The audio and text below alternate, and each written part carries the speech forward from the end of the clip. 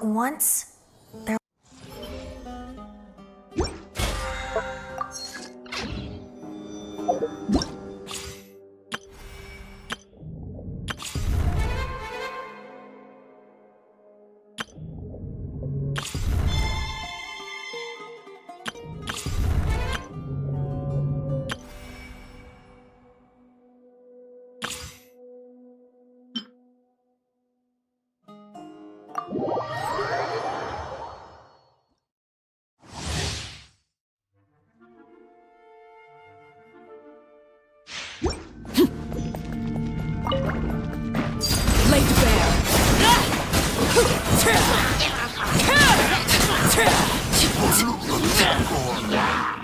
This is where you fall. Overruled.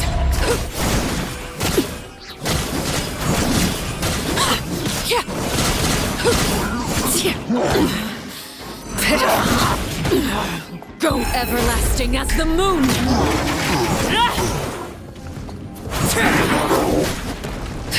Transfixed.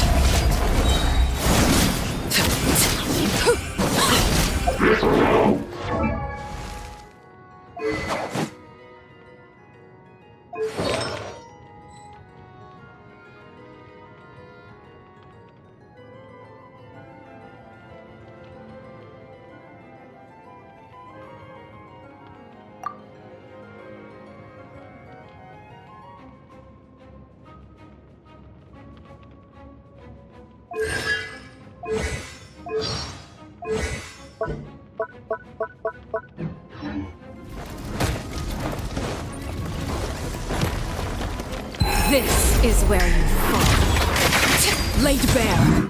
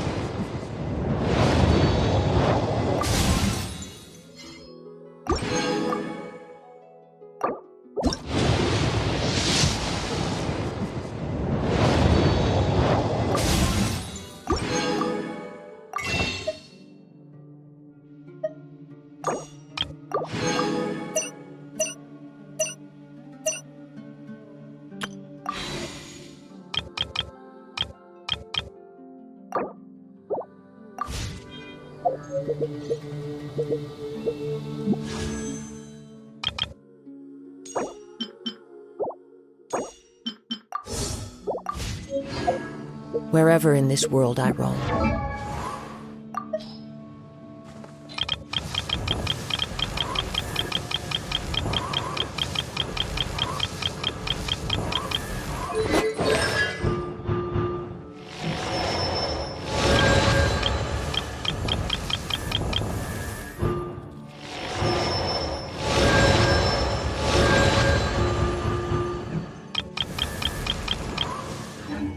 I carry memories of my home.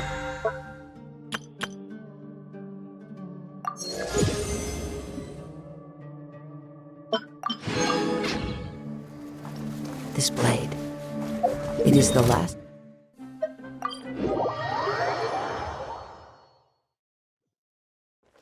Time to go. Ad Astra Abyssos.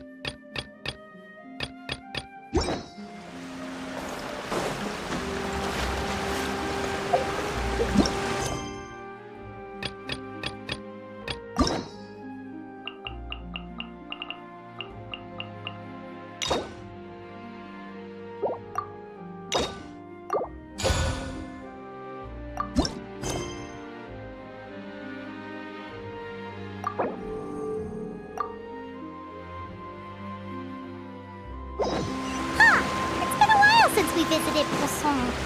Maybe we should head over and have a look around.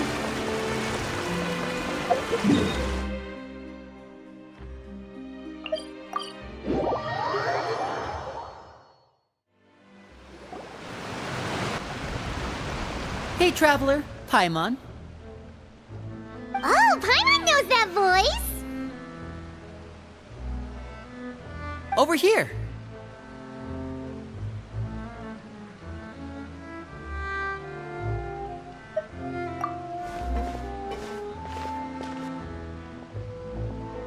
To borrow one of the more popular turns of phrase at the moment, this appears to be quite the fated reunion.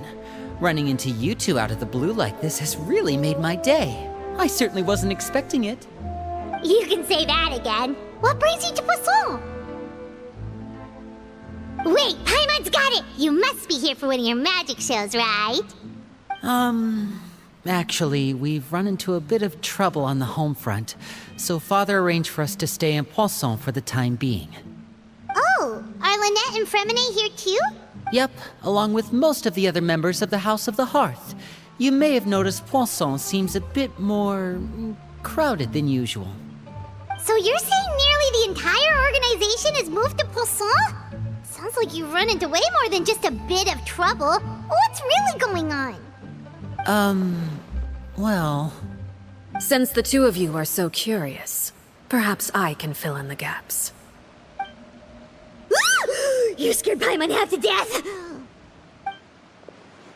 Father, you're here. You know... On second thought, maybe we don't need to know? It's all probably super confidential House of the Hearth stuff, right? We totally weren't trying to pry or anything. No need to be nervous. I could sense your genuine concern from your conversation just now. Of course, I can also understand your confusion. Sending so many Fatui here to Poisson, it's only natural that some might suspect an ulterior motive to be involved.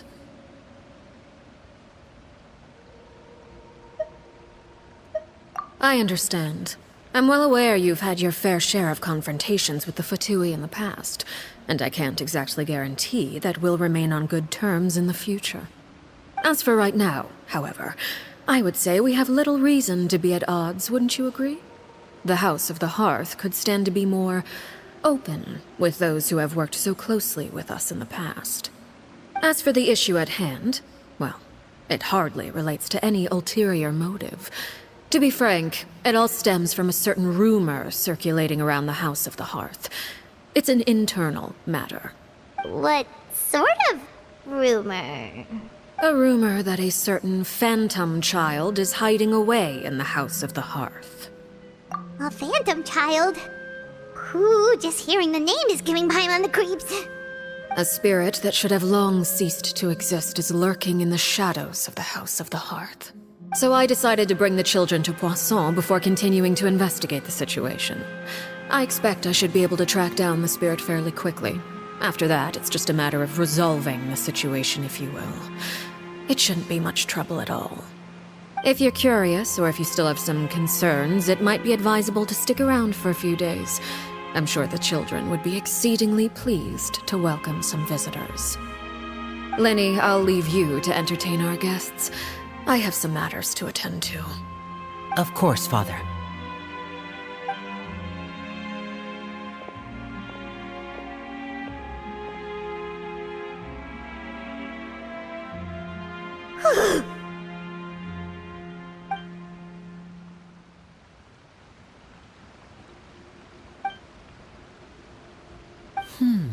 it has long been a dream of mine to invite you to our home and introduce you to my other siblings. You're quite well known in the organization already. A lot of people have been talking about you, especially after everything with the prophecy. If you're willing, why don't you stay a while and have a little chat with us? Alright. We don't have anything else to do right now anyway. But let's be clear, we're just gonna be there as guests, okay? Don't get any funny. Oh, wait a second. For your guests, that probably means we'll be treated to lots of yummy food, right? Of course. During our stay in Poisson, we've been helping out the locals with some fishing. We bring in quite the bounty every day. In fact, today's the perfect chance for me to show you what I can do in the kitchen. Let's go. I'll take you to where we're staying.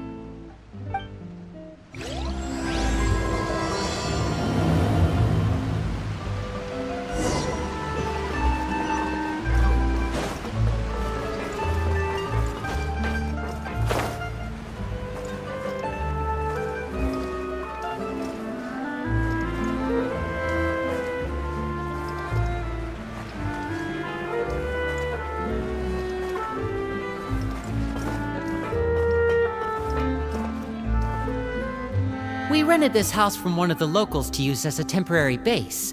I'll come back later and tidy up a bit. After that, it should be all ready for you to stay in tonight. Awesome, thanks! So, where are we off to now? Well, when I happened to run into you two earlier, I was actually in the middle of distributing some supplies.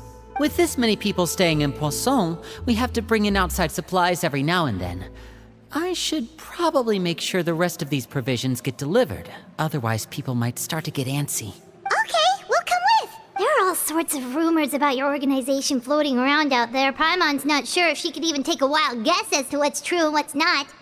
But now that we finally have the chance to see a day in the life of the house, we can take a good look at how you operate! Well, you're more than welcome to come along. Just follow me.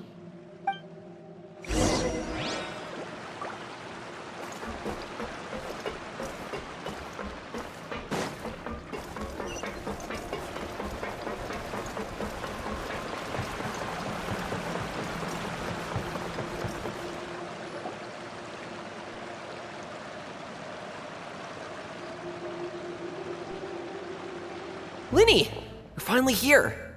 The supplies. I'm assuming you've... Brought them with me? Yep, here you go. Hello? Something caught your eye? It's the Traveler and Paimon! No way! Come here, everyone! Hurry! The Traveler and Paimon are here! One at a time, please. Don't crowd around them all at once. We don't want to scare off our guests now, do we? Oh, it's all right! Gotta say, Paimon didn't realize we were this famous. Of course! Father and Linny have told us so much about you. Father told us about how you helped Linny. According to her, you're a trustworthy friend. And as far as she's concerned, that's pretty much the highest compliment we've ever heard her give. As you can imagine, everyone's been very curious about you. I heard the Traveler is so strong that he can move a mountain with his bare hands. I heard Paimon eats so much that she can clean out the entire pantry at Hotel de Boer in just 3 days! Wait a second! That's the rumor you heard about Paimon? Oh, not cool at all! Oh, wait! When guests visit, you're supposed to give them gifts and stuff, right? Oh, we don't need something like that. Besides, we don't have anything to give to you! Come on, we insist! I can give you some of my new potions. Just pick your poison. And by that, I mean medicine or actual poison. I've got both. Huh? Or maybe Shaplo can teach you guys about stealth! He's super good at it! He's never been caught. Ah, now that's not a bad idea. I know you usually prefer to fight head-on, but it never hurts to expand your bag of tricks, right? When it comes to eliminating your enemies, staying quiet can go a long way. Trust me, I would know. I was poisoned not too long ago, and I'm still dealing with the after effects. So I'm not quite as good as I was before, but I can still give you some pointers. Wait, when you said gifts, Paimon didn't think you meant poison and stealth tactics! But those are the best things we can give you. You don't like them? Ooh, how about this? Tell me the name of someone who really annoys you, and we'll teach him a lesson for you. All right, Fold, Selwar. I think that's enough suggestions for now. When it comes to being a good host, it's the thought that counts. You don't need a physical gift to make our guests happy. In fact, pestering them with suggestion after suggestion might make them more annoyed than anything. I would say your enthusiasm has certainly gotten across. Really? Awesome! It's been so long since we've had guests to play with. If there's anything you need, just let us know. Yeah, especially if it's poison or something. I've got all sorts of potions for that. Well, we'll talk to you all later. We've still got supplies to distribute. All right, see you later.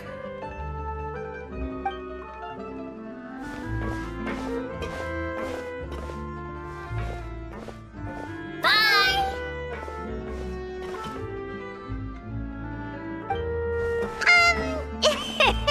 Lenny, about all that poison and stealth tactics talk just now.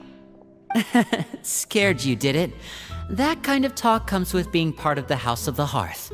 When Foltz was really young, he strangled all of his family pets, just out of curiosity. He was labeled a dangerous problem child and was abandoned by his family. Elwar has an unnatural obsession with potions. Father has forbidden her from trying all the different concoctions she comes up with, but she still tries to test them in secret. You really have to keep an eye on that one. Chaplot is around my age. While I'm mainly responsible for collecting intelligence, he handles surveillance. He's very passionate about his work and has no reservations about taking on some very difficult missions. I know you two probably aren't used to that kind of talk, but I can promise you they only had the best of intentions. Things like stealth tactics and developing different poisons, they really mean a lot to them. They were just trying to share the best of what they could offer, that's all.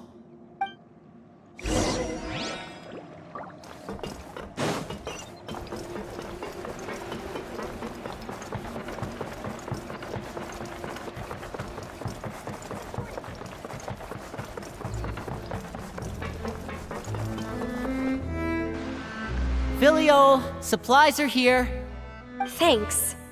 And who are these two? Outsiders?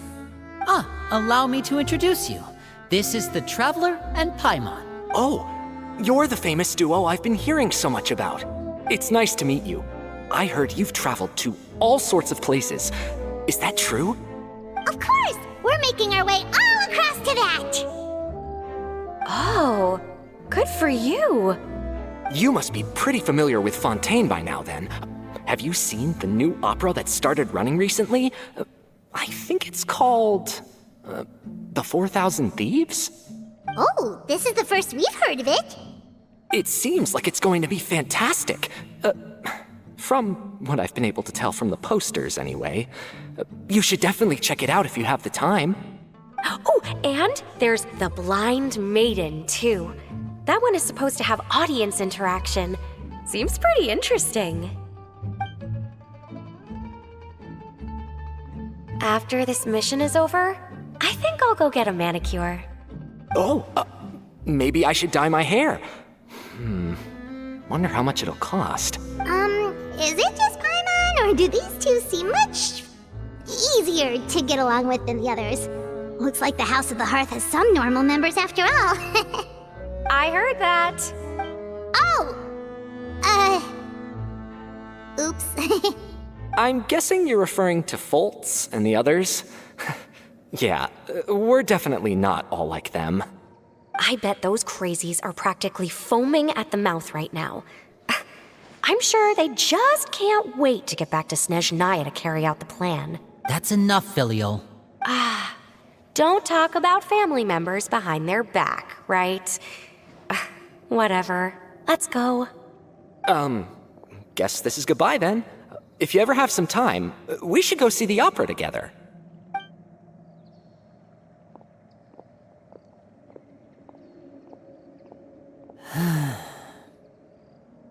Well, that's it for the supplies. We should probably head back as well.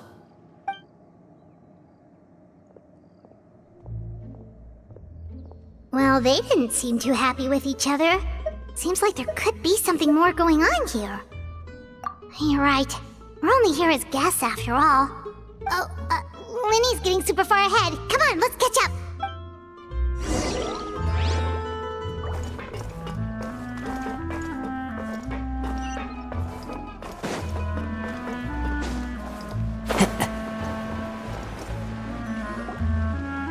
So, what do you think of the members you've met so far? Well, Father is always encouraging us to be strong-willed and independent. So if there's one thing we've got, it's people who aren't afraid to speak their mind. Well, I should probably get cooking. Wanna join? Of course! Then let's head out and... Uh-huh? Fremine, what are you doing here? Well, Fremine, nice to see you again! you too. I heard you're here as guests of House of the Hearth. We were just going to make some food. Why don't you come along? I could use some help in the kitchen, and I seem to remember you mentioning you wanted to make seafood soup for the traveler in Paimon. Seafood soup? Oh, Paimon's drooling already. Were you looking for something just now, Fremine? Maybe I can help. It's nothing. I just wanted to see if there were any extra supplies. Yeah, we've got some left over. What do you need? Some food and water, and some clean cloth, if possible. No problem. Give me a second here. Food, water... Wait a minute. What do you need all of those for? You're not on any missions as far as I'm aware, and you were just going to come eat with us. So what's this all about? I thought I'd grab an extra portion because I get hungry at night. Could be because I'm growing, you know, and... Fremine, you remember what I told you? You're not like me. Your lying skills still need some work. Tell me what's going on. Is it really bad enough that you have to keep it from your own brother? Maybe it'll be better if we gave them some space.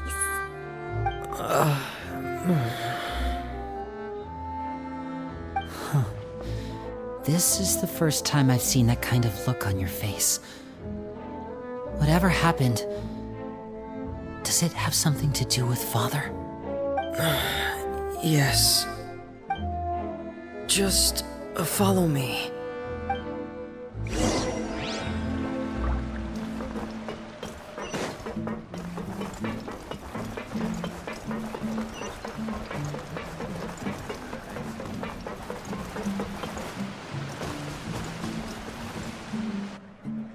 You're back! Oh, and you've brought some friends with you this time. Hello, my name's Linny. I grew up in the House of the Hearth. And you are? Hi, Linny. I'm also a child of the House of the Hearth, just like you. You can call me Clairvy. Clairvy? It's nice to meet you. Does that name ring any bells, Linny? No, not at all. That's not a name we have on our roster, I'm sure of it.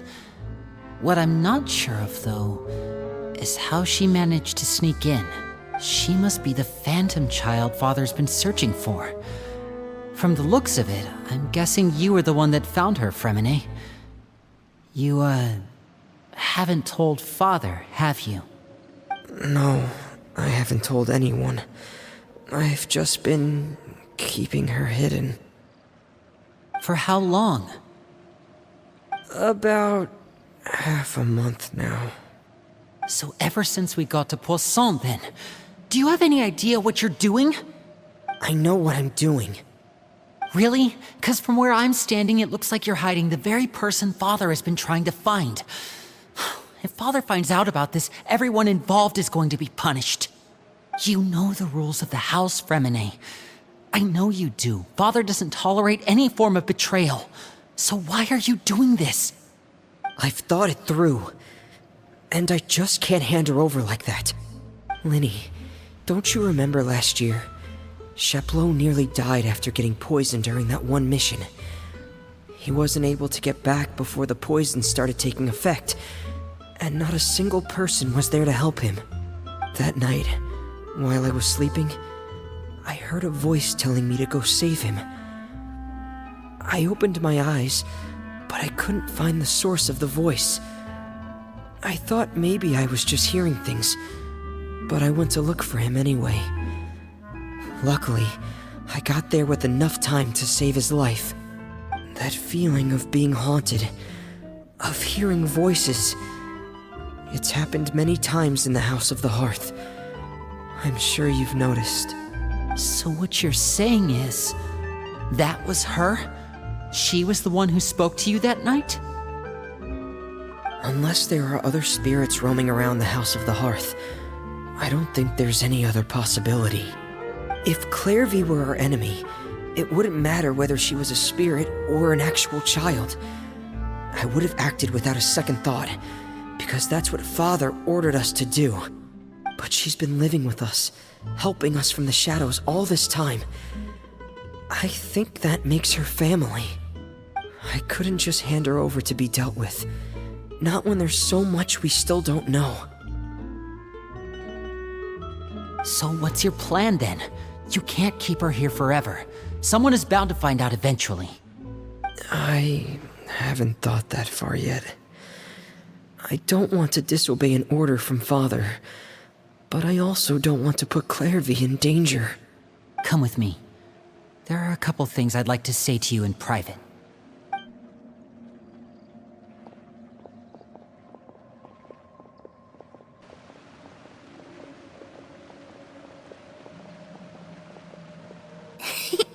Those two sure care a lot about each other.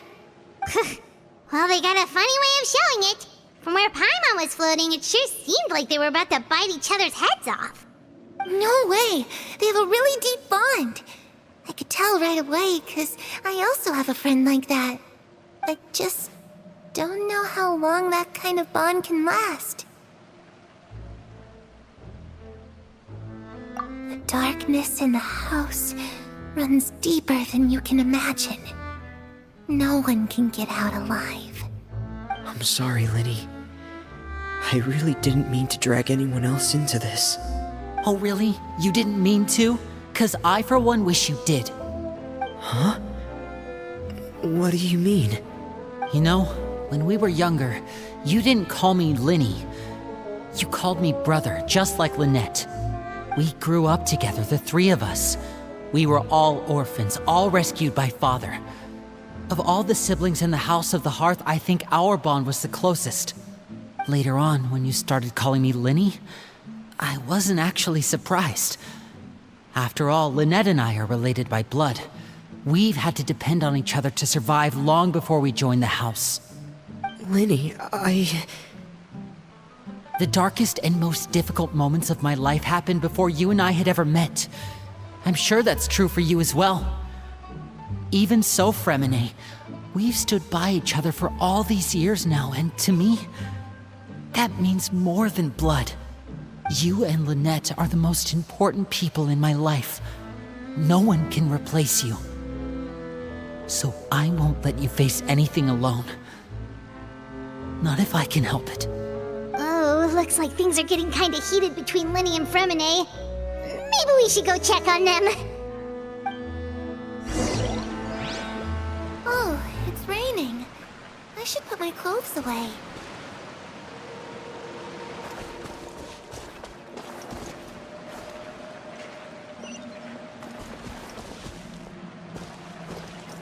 Harry? What? Looks like she's not here either.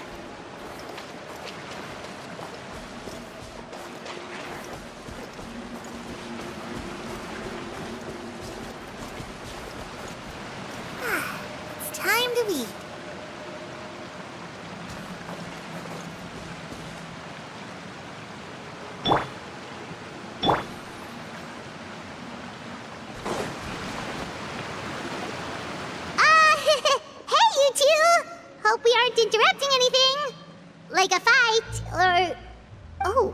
a minute, Fremine, you're not crying, are you? Is everything alright?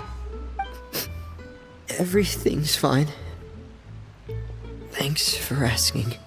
Well, we're all friends here, right? We've been through so much together, so if there's anything we can do to help, just say the word. It's just a small family dispute. It's not something our guests should trouble themselves with. In fact, it might be better if your stay ended here. What are you getting at, Traveler? When guests are around, families are often on their best behavior. And any disputes are less likely to escalate. That's what you're trying to say, isn't it? I just... Thank you. I was really hoping to keep you out of it. But even if I could think of some other reason to turn you away, I'm not sure I could convince you. I know things could turn dangerous, so I promise you this.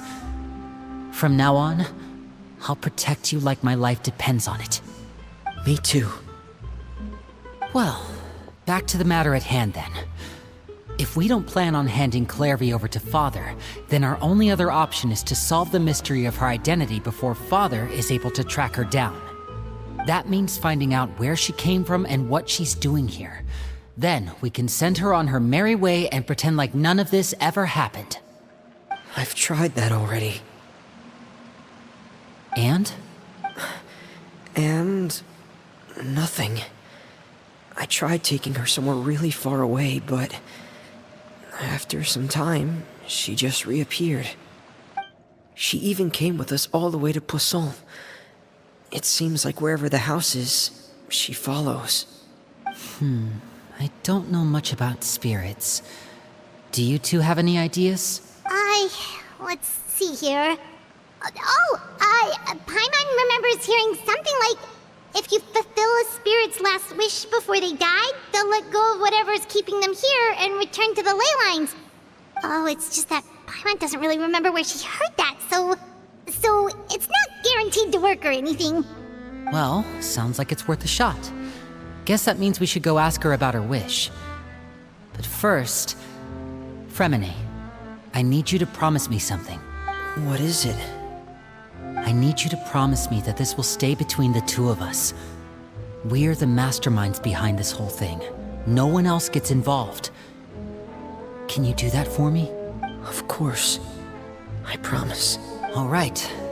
Then let's seal the promise just like when we were kids. Fist bump on 3. Ready? 1, 2, 3. I swear.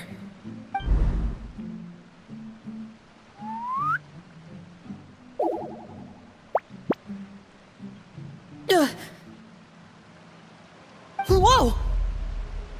Lynette! But what a surprise!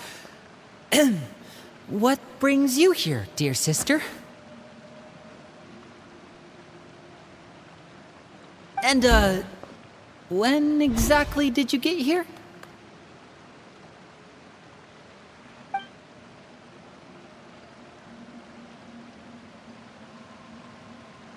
You're an idiot, brother. And you too, Fremine.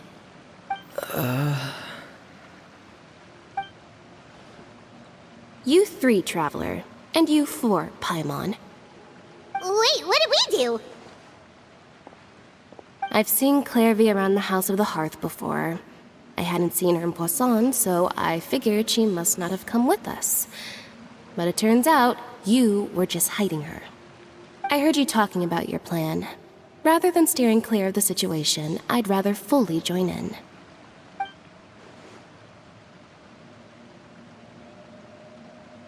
If you don't agree, I'll have no choice but to report everything back to Father. Simple as that. You're not giving us much wiggle room here, Lynette. Well, I guess we're all in this together then. After we talk to Clairvy, we'll figure out our next move.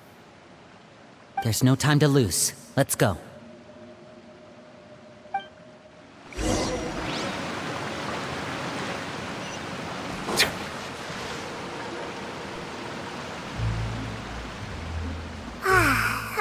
full.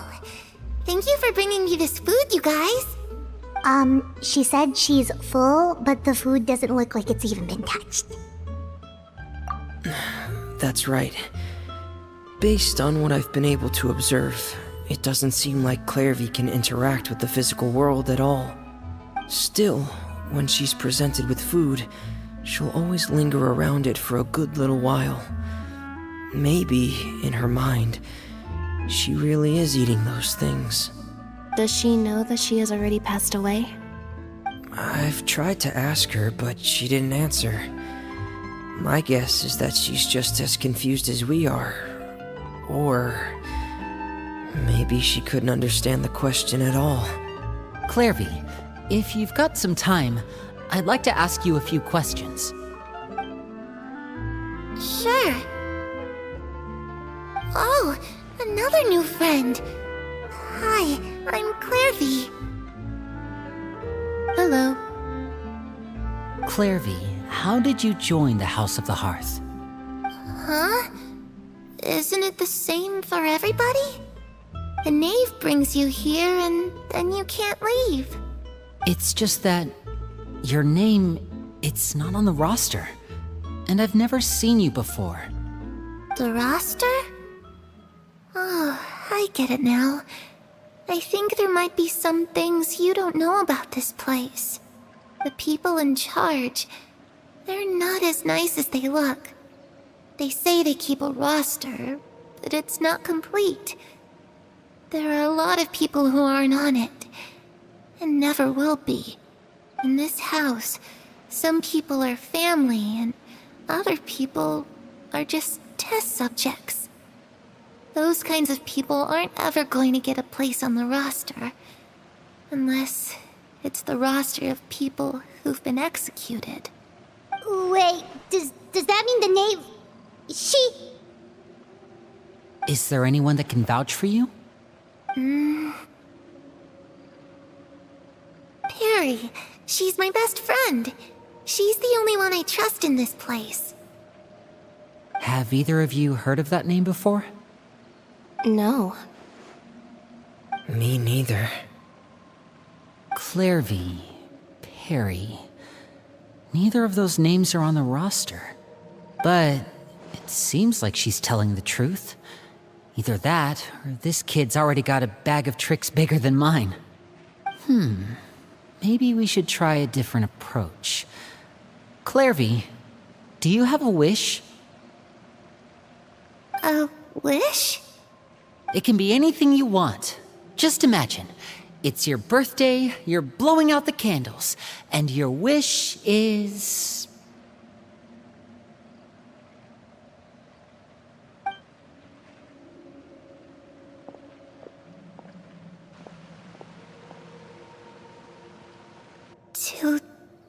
To go outside, where the sun can find me. That's... it? Well, that sounds easy enough. The darkness in the house runs deeper than you can imagine. No one can get out alive.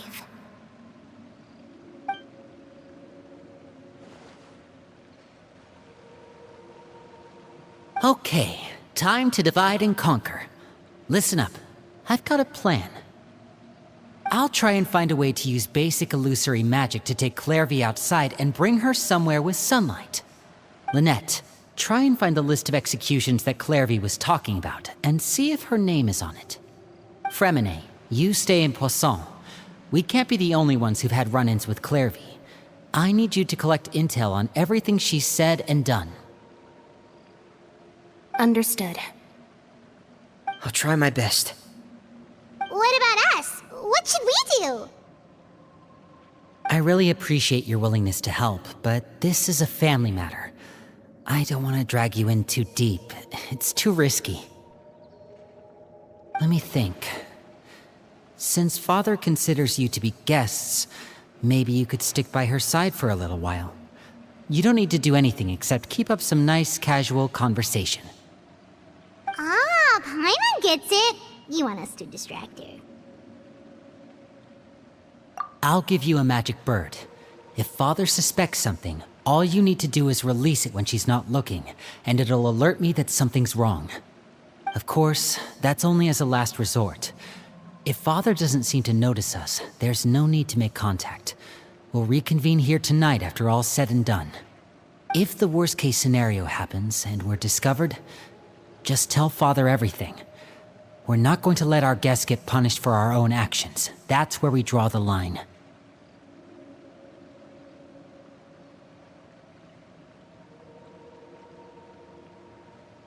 You too. Okay, this is where we part. Father should be at the beach nearby.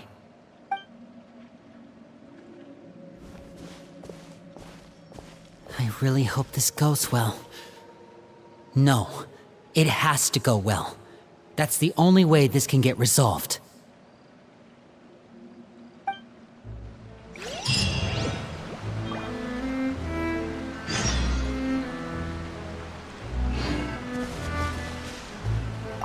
Clairvy, I'd like to take you somewhere. Is that okay with you? Sure. Where are we going?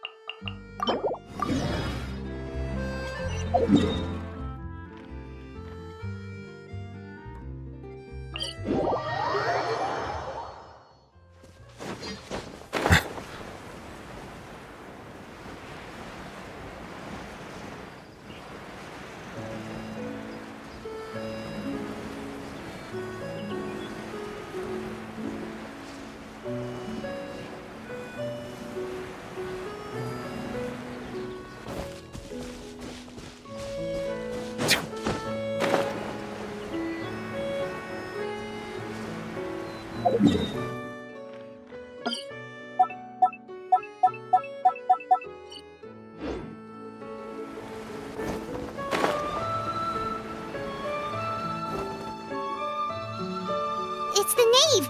And child! Hey, aren't you supposed to be in Snezhnaya recuperating? What are you still doing in Fontaine? Oh, it's you two. I didn't expect to run into you here. I was unconscious for quite a while after the fight in the Primordial Sea. After I woke up, I realized I was being taken back to Snezhnaya, and well, I couldn't have that now, could I? Not when I've still got unfinished business here in Fontaine. So, I mustered up all my strength and made the journey back on my own. What sort of unfinished business are we talking here? It has to do with Skirk, my master.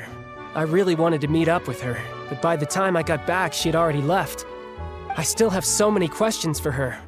Without any other leads, all I could do was ask the knave to help me track her down. She must have left behind some traces from her time in Fontaine. Oh, okay, so have you found any clues? Unfortunately, no. While the House of the Hearth is adept at collecting all manner of intelligence, certain existences can still manage to escape our purview. Basically, unless Master feels there's a need to meet with me, she's not going to be found. But that problem has an easy fix. I just need to become stronger, and then... Paimon thinks you should focus on getting better first. The worst of it is over. It's all thanks to that one kid from the House of the Hearth. Elwar, I think her name was. She gave me a bunch of random potions to drink. They didn't go down easy, let me tell you. Pain and chills all over. But they really did help speed up my recovery. And that's good, because it looks like I really do have to head back this time. The old man's been putting the pressure on me. He sent someone to tell me I'm needed for some sort of project. Project Stuja? Yeah, that's the one. I heard Regrader's involved too. I'm not looking forward to having to listen to all his monologuing, that's for sure. Hey, maybe you could think of a way for me to stay in Fontaine for a little longer. Helping Linny and the others brush up on their fighting skills would be far more interesting. If you and I could spar, that would be even better. I've been waiting for a chance to see you go all out. And what a sweet little daydream that is. But I also have a role to play in all this. I'll be leaving Fontaine shortly as well. Besides, considering how little they see fit to step outside the homeland, being called on to return to Snezhnaya by such illustrious dignitaries, what a great honor. Wouldn't you agree? One I could do without, I'd say. Is it just Paimon? Or does it kind of seem like they're...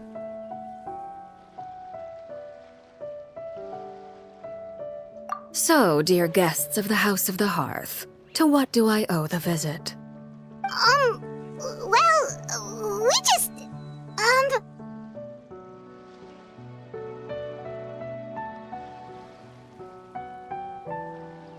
Right!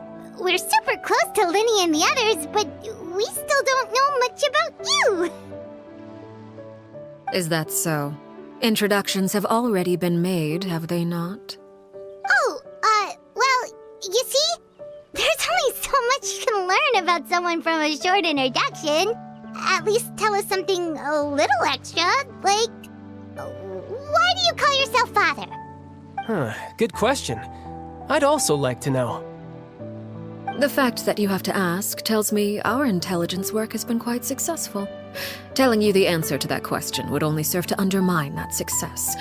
And we can't have that, now can we?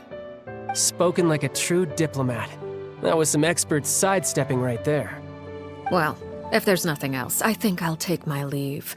I still have a small matter to resolve at home. Wait, don't go!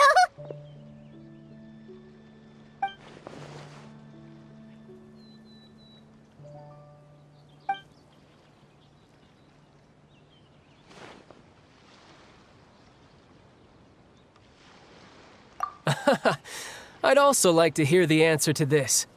I've met some of the members of your organization, and they all seemed like really good kids. They actually reminded me of Tonya and Tusser. Which, by the way, if you ever betray them, I'm just letting you know, I won't let you off easy.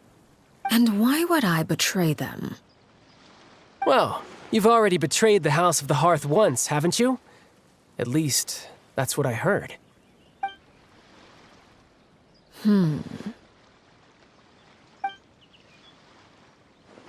Okay, I admit. That's just what the old man told me. The rooster, I mean.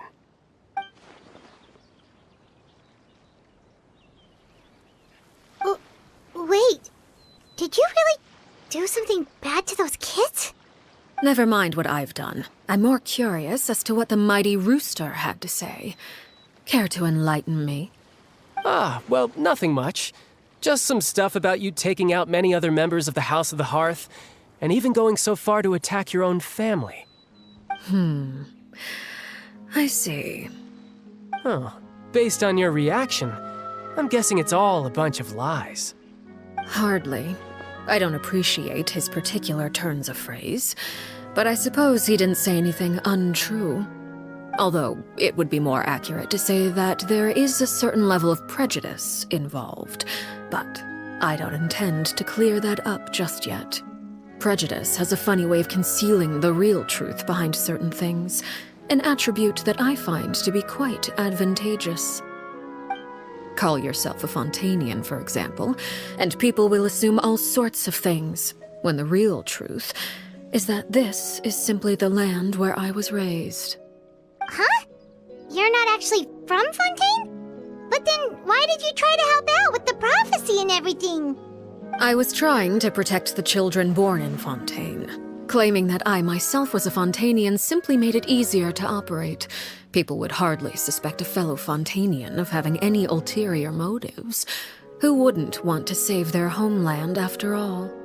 The primordial sea wouldn't have any effect on me, but it would have caused great harm to the House of the Hearth. Well, you wanted extra information, didn't you? There you go. I hope that satisfied your curiosity.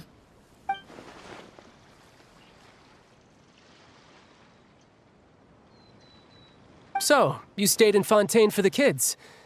I guess I was wrong to believe you'd betray them. Apologies. Looks like I was holding on to some prejudices myself. Good. Like I said, I like it when others have misconceptions of me. Actually, while I was recuperating at the House of the Hearth, there was something else that really caught my attention. I heard that members always resolve disputes and arguments with a friendly spar, and the loser has to back down. Seems pretty cool if you ask me. Would also give them plenty of opportunities to hone their skills. Well, that's only a recent development. In the past, such spars weren't nearly so friendly. The losing party would lose everything, including their life. They were that high stakes? Whew, at least that's not a thing anymore. Well, the current atmosphere's not half bad. I'm a bit jealous, actually. You've got so many family members around you, and you even get to live with them. Having a lot of family around means dealing with a considerable amount of bickering and scheming. Once Tonya and Tusser enter their rebellious phase, I'm sure you'll understand. Just imagine.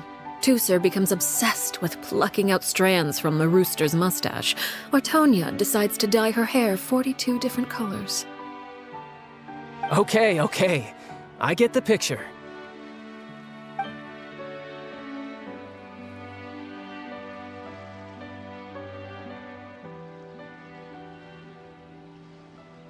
Well, would you look at the time?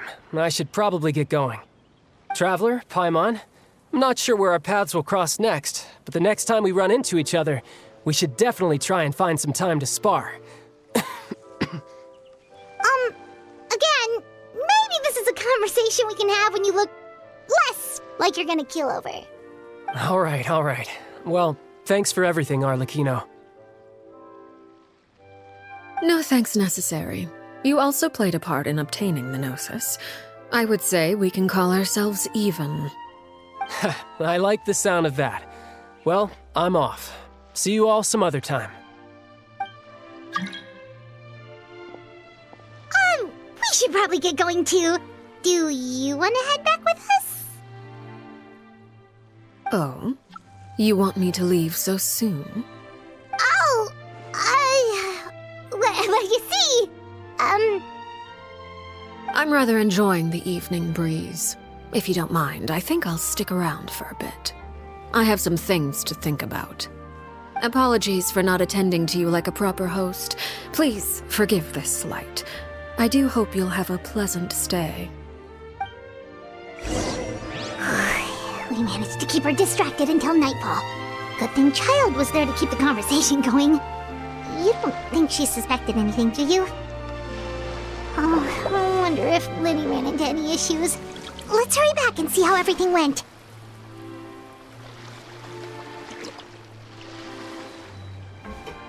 Settle down! Oh? You decided to...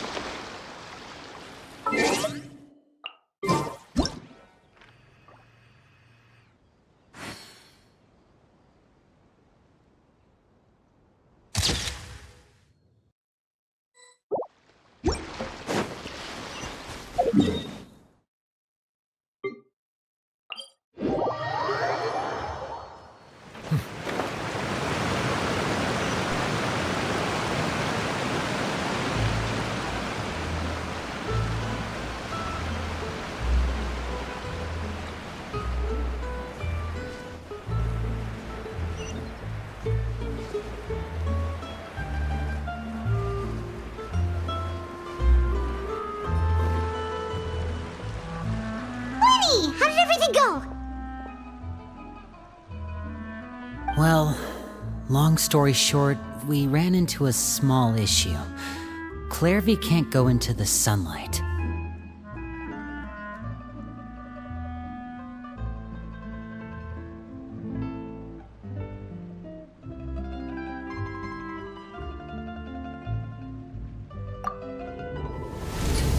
Everything was fine at first. She followed me up to the surface just like I told her.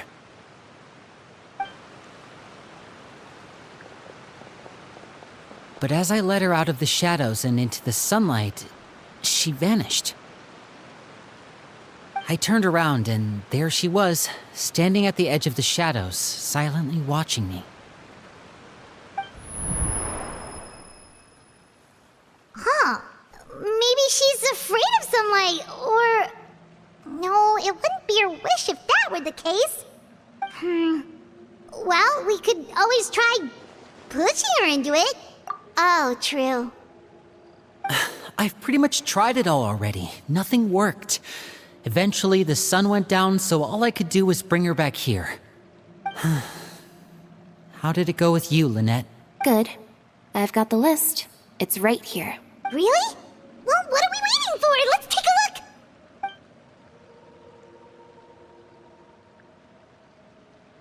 Oh, that's a lot of pages.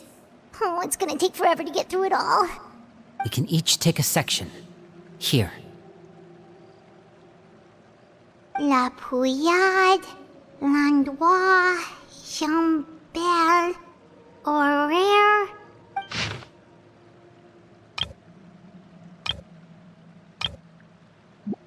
Oh, yikes.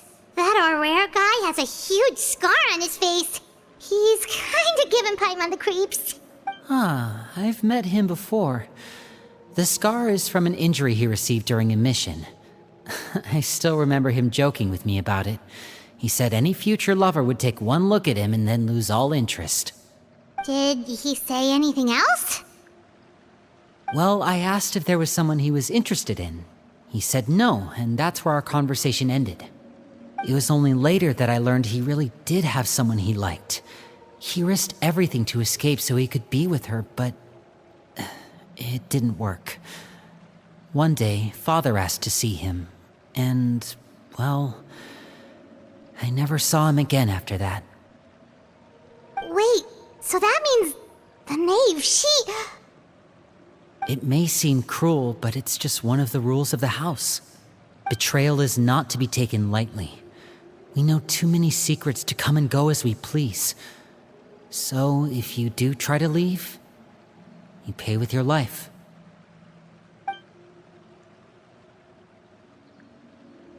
Her name's not here, huh? Well, that's not too surprising. It doesn't seem like this list is complete. It only contains records dating back around 5 years. Let's shift our attention then. Fremine, were you able to find anything out? Fremine. Sorry. I was thinking about something. I managed to talk to quite a few people, but I couldn't help but notice that the atmosphere in the house was a little... strange. Strange. Yeah, I mean, I know there have been arguments in the past, times when people haven't gotten along. Chaplot and Filial are a good example of that. Oh, those are two of the people that we met while delivering supplies. Paimon can see how they might not get along. They had very different vibes, and their, interests seem to be pretty different as well. That's to be expected, actually. Father brought us all here, shared her knowledge with us, taught us how to fight. That's one thing we all share. But that's also where the similarities end. Not all of us feel the same desire to stay here. As members of the House of the Hearth, we're also considered part of the Fatui. And to a lot of people, that's an identity they never asked for. Certain members get older and realize they want something else for themselves. But considering the rules of the house, most people would never say that out loud. People like Chaplot and Foltz are loyal to Father and her vision. They're proud to be part of the Fatui. Filial and Nantoy, on the other hand, well, they aren't quite as enthusiastic. These kinds of conflicts have always been there. It's not like Father is in the dark about any of this. Well, that's true. But it just feels like things have gotten worse lately. Filial and the others, it seemed like they were meeting in secret to talk about something. I can't say for sure, but I think they've met Clairvy. You think she's been inciting them to act out? No, not exactly. But I wouldn't be surprised if she said something to them about the darkness in the house and how deep it runs. She's told me about it before. Experiments being run on children. People being used as pawns on the battlefield without so much as the strength to survive. And they just believed all that? Without any evidence? Clairvy's words probably gave them the excuse they were looking for. Whether they actually believe them to be true is secondary.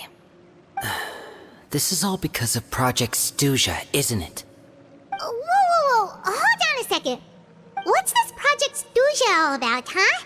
This is the second time it's come up now. Sorry, but I'm not sure of the details either. I only know what Father has told us, which is that it's something the Rooster and Regrader have been working on together.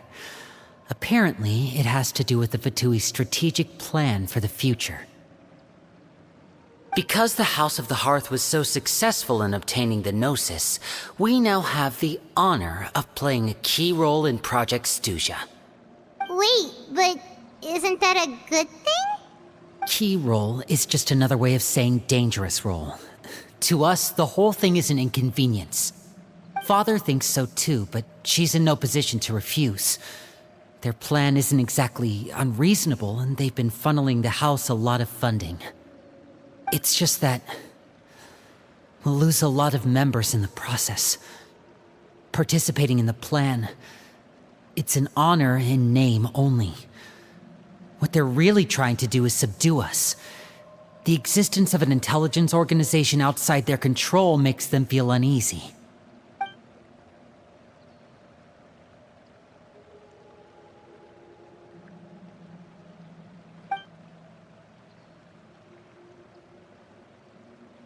Okay, super complicated top secret Fatui business aside, what does all of this have to do with the conflicts you were talking about earlier?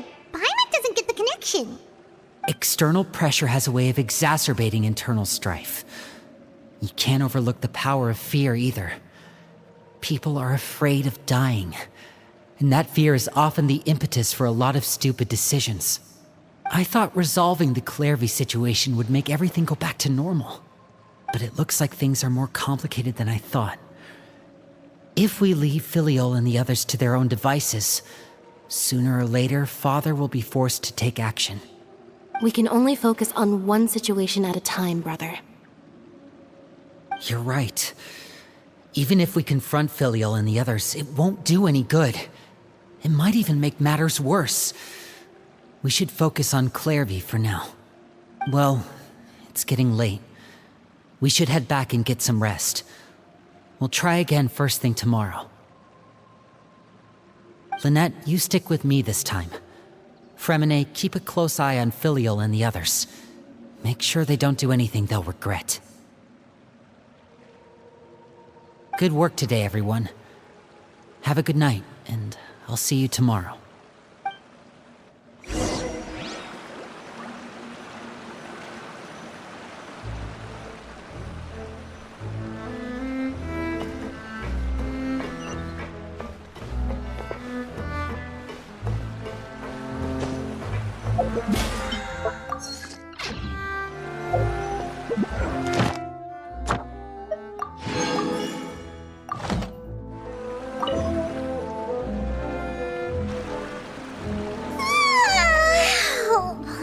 Looking forward to an early night, but she can't sleep at all.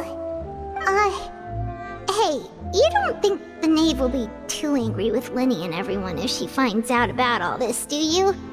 She's even scary when she smiles. If she were to actually get angry... you have to protect Paimon if that happens, okay, Traveler? Oh, well, in that case, we should just plan on running away. We'll grab Lenny and the others and we can make a break for it as fast as we can. Look,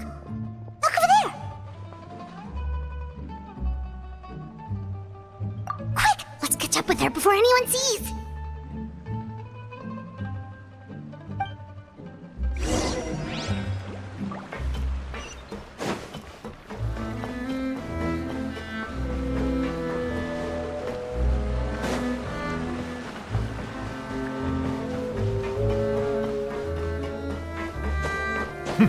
Over there!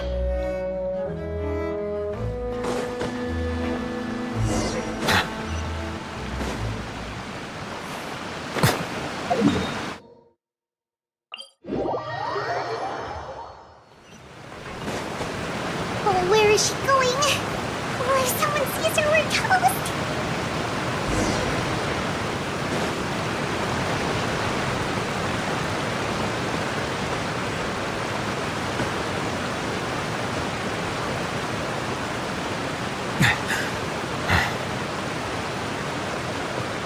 Oh, look! She stopped!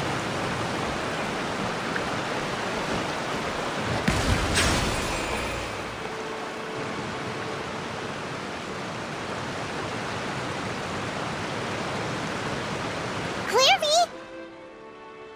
Shh. I opened the window while no one was looking. Look how pretty the outside is. If only I could have more than this. You probably think I'm being silly, huh? All this hopeless resisting. It's better to dream of what I could have than try to make it a reality, right? Please, help us get on the same page here, Clary. We need you to tell us what you know. Can you do that? Sure.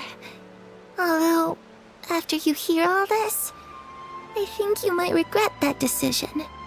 Everyone in this family is nothing more than a tool, something to be used and exploited. We're all expendable, including me. As long as you're useful, you get to stick around. Lose your value, and you're handed over to the doctor, experimented on, and given a fate worse than death. I've seen it happen again and again, and I've had enough. You're saying the knave did all that? It's just, that doesn't seem like something she would do.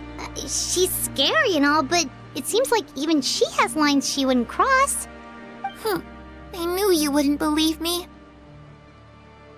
Everyone thinks she's a good person. They all think of her like a real mother. Mother? But she doesn't deserve that title. She's disgraced it and tarnished it. And if I had things my way, I'd never see her again. If only Perry were here, she'd understand. Perry. There's that name again. Also, Paimon's getting a strange feeling. It almost feels like she's not really here with us. Paimon can't tell if she's actually talking to us or if she's mistaken us for someone else. Well, in any case, it seems like she really needs someone to talk to. We should keep her company for a little longer. She looks so young. But it seems like she's been through a lot. It's getting windy. I should close the window. Ooh, look at the moon. Isn't it pretty? Hey, wanna hear a secret? I heard that if you look up at the night sky in Snezhnaya, you can see the aurora. It's supposed to be super pretty. Even prettier than the moon tonight. Perry and I promised each other that once we're older, we're gonna go see it together. But I can't find her. I'm worried she's also been... No, that wouldn't happen to her. She's special. Mother likes her a lot. I should really go talk to Mother, but we just fought. She doesn't want to see me, and I'm too scared to face her. What should I do?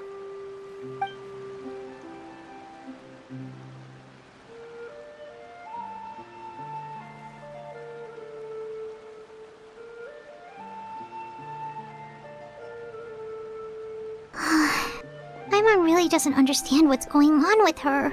Well, let's head back. We've got an early morning tomorrow.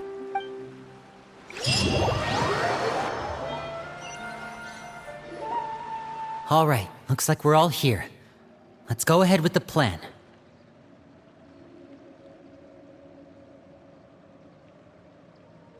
Oh? What is it? What makes you ask that? Well, we kinda ran into Clairvy last night, and that's what she told us. We met the doctor back in Sumeru. He's super dangerous, and he's done all sorts of bad things. It's possible that Father and the Doctor have had certain dealings, but I don't think Father would work with him.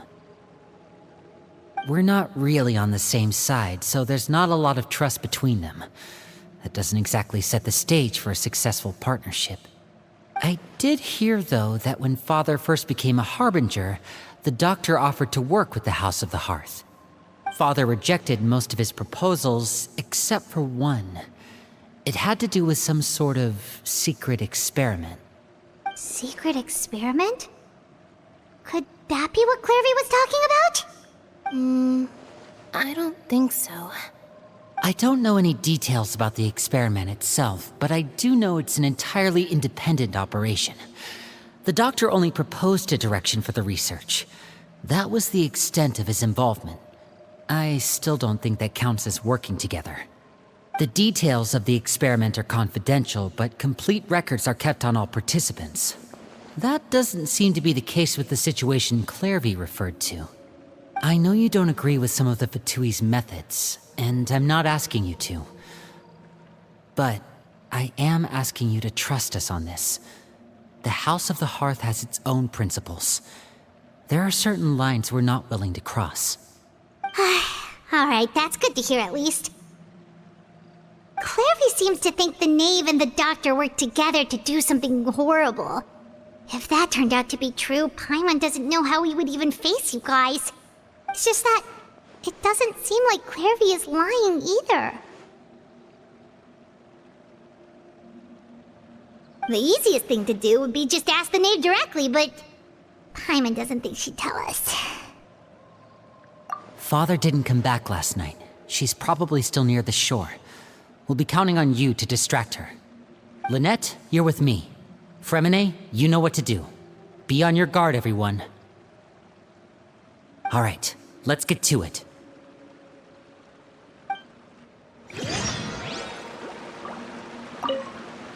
Where are we going today?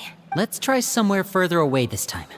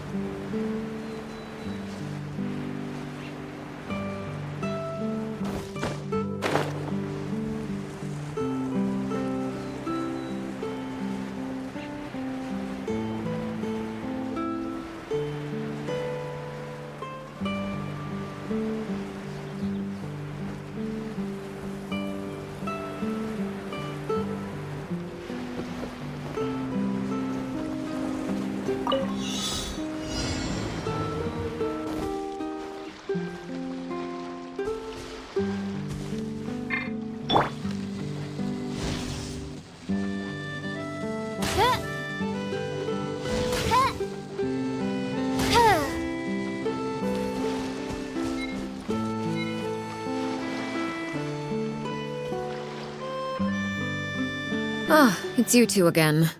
I must say, you look a bit pale. Did you have trouble sleeping last night? A little.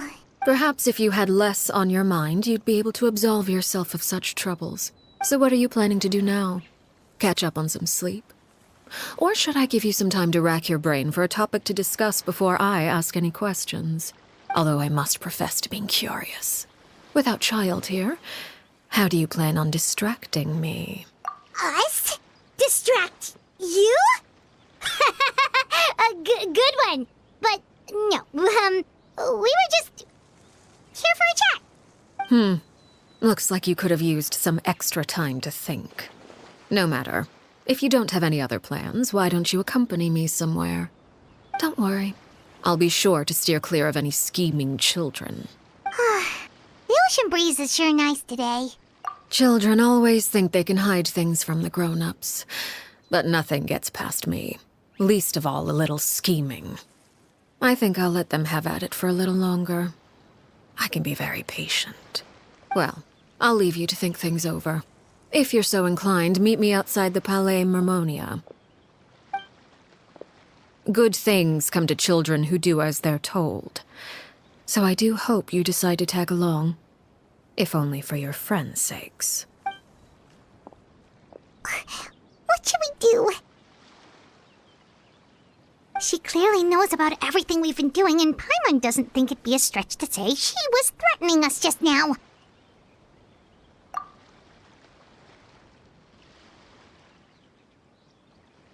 Oh, good idea. Hopefully he sees it in time. Well, we should probably head to the Palais Mermonia. Paimon doesn't want to find out what happens if we don't show up. Based on what the knave was saying just now, it sure didn't seem like it'd be anything good. Okay, then we probably shouldn't keep her waiting. It seems like Linny and the others are on thin ice, so let's do our best to not get them in any more trouble.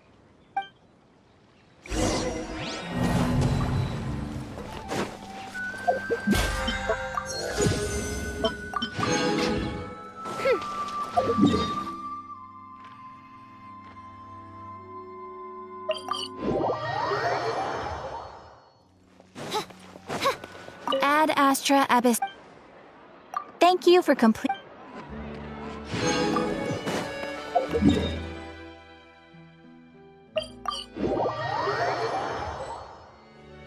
Seeing as we still have some time before my meeting, we might as well enjoy some pleasant conversation while we wait. I'm glad to see you get along with my children.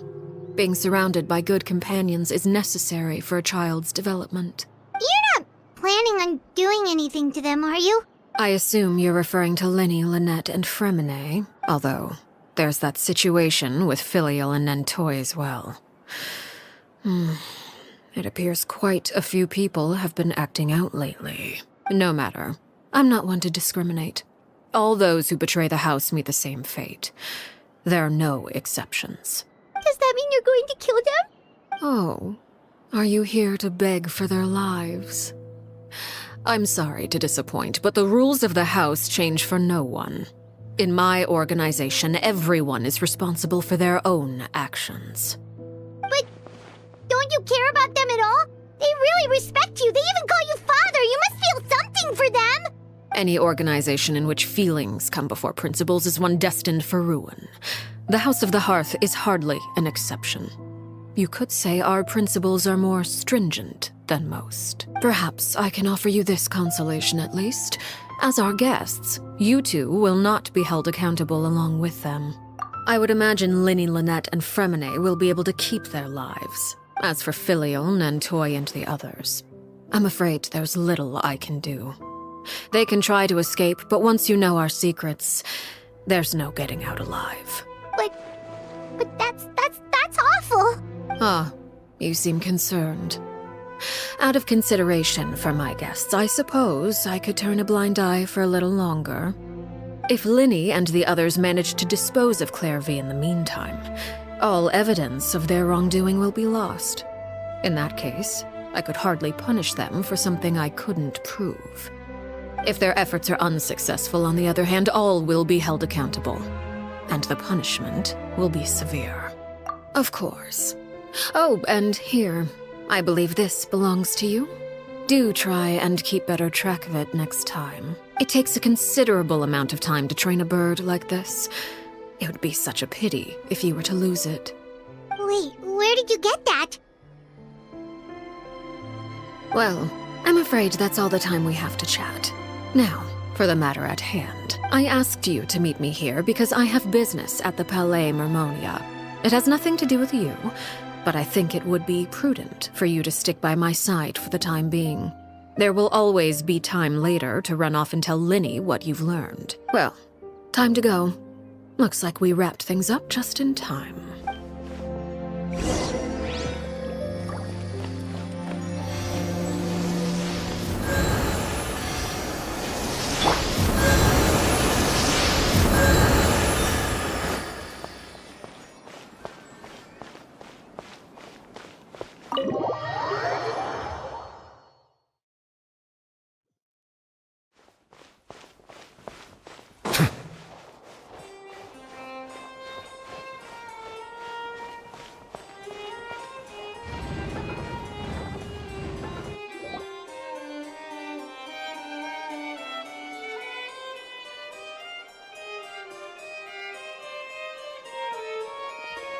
It's been a while, Monsieur Neuvillette. I must say, I wasn't expecting my meeting request to be approved quite so quickly. The Palais Mermonia operates with an efficiency worthy of admiration. It is only right that an esteemed diplomat such as yourself should be afforded the proper level of respect. Although, if I may speak plainly, I must confess that I did not anticipate we would have the occasion to meet again after presenting you with the Gnosis. I see you brought the Traveler and Paimon with you as well. If I may inquire as to the purpose of your visit. I'll be departing Fontaine shortly. There is, however, an outstanding matter that I would like to see resolved before I go. It requires a rather lengthy explanation, I'm afraid. So I took the liberty of explaining everything in this proposal. Please review it at your leisure, Monsieur Neuvillette.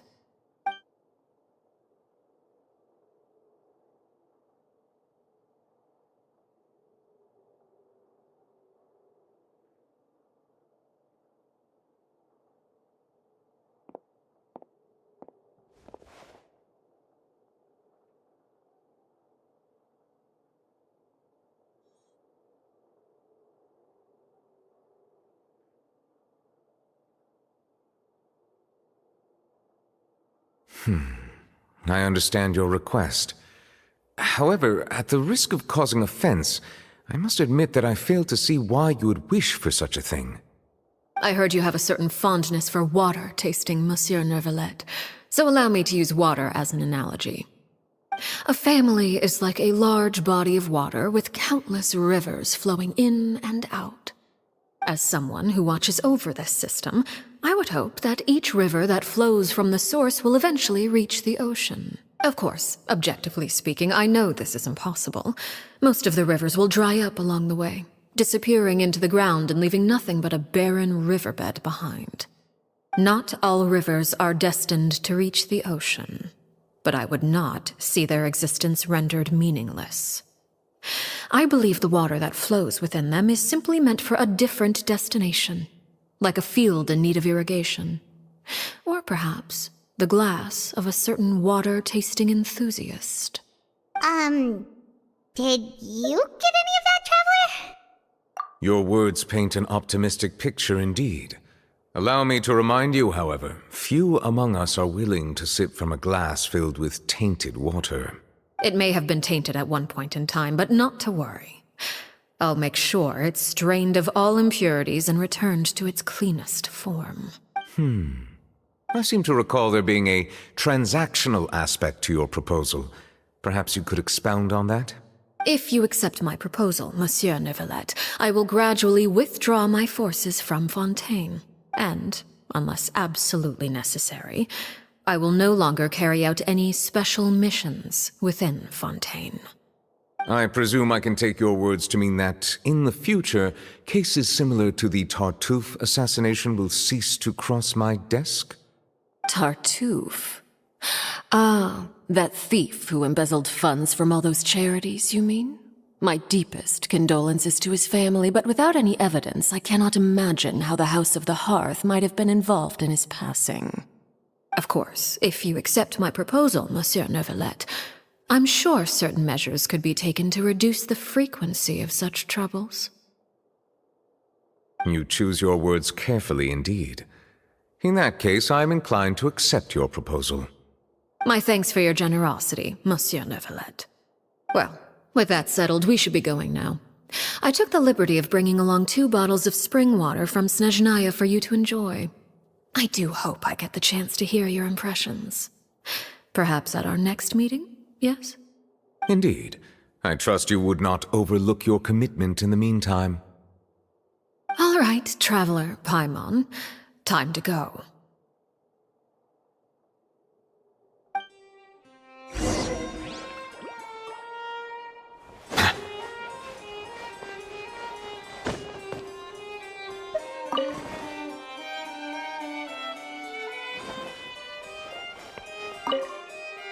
I believe I've told you before that my emotions easily resonate with those of others. Yet in the few meetings I've had with that Harbinger, I haven't been able to sense any aspect of her emotional state. Her mind is like a still body of water. Who knows what darkness lies in its depths, and the lack of ripples on the surface gives nothing away. It's unclear whether this is her natural state of being, or whether it's an incredible strength of will that gives her the ability to master her emotions. Either scenario, however, suggests she is a very dangerous individual. I do not expect an explanation as to why you two are by her side. Whatever your reasoning, I would only advise you to take caution.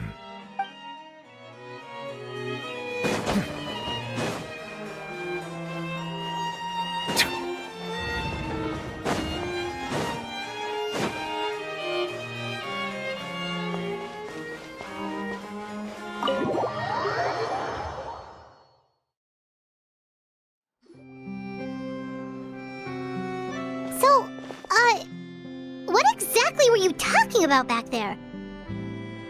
Paimon only heard you mention some rivers, a large body of water, and then some kind of irrigation scheme.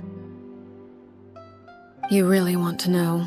I would imagine there might be more pressing concerns at the moment. Winnie, Paimon really hopes everything's going okay. Oh, Paimon recognizes that look. You've got your thinking cap on, don't you, Traveler?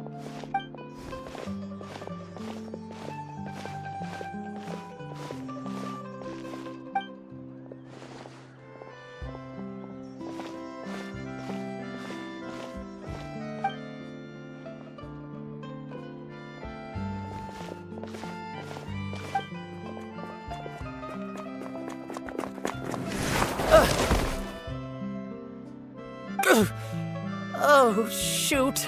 Are you alright? Oh, jeez. I'm so sorry. I was so focused on selling these papers, I wasn't looking where I was going. Well, let me make it up to you at least. Here, take this paper. On the house. Oh, you don't have to give us anything. Please, I want to. It's not like I'm short on supply.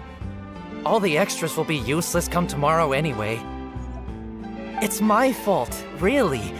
I was just trying to bring home some extra mora for the family, but I bit off more than I can chew.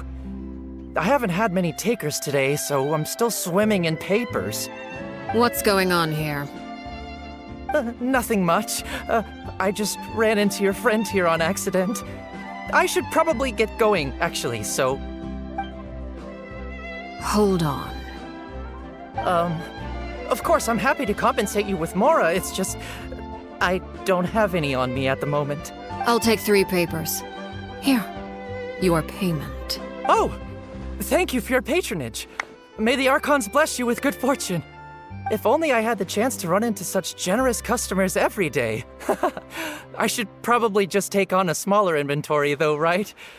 I'm getting married soon, so sometimes it's hard to not get ahead of myself. Anyway, I should head out. Goodbye! Well, now that my affairs are settled, we should take the boat back to Poisson.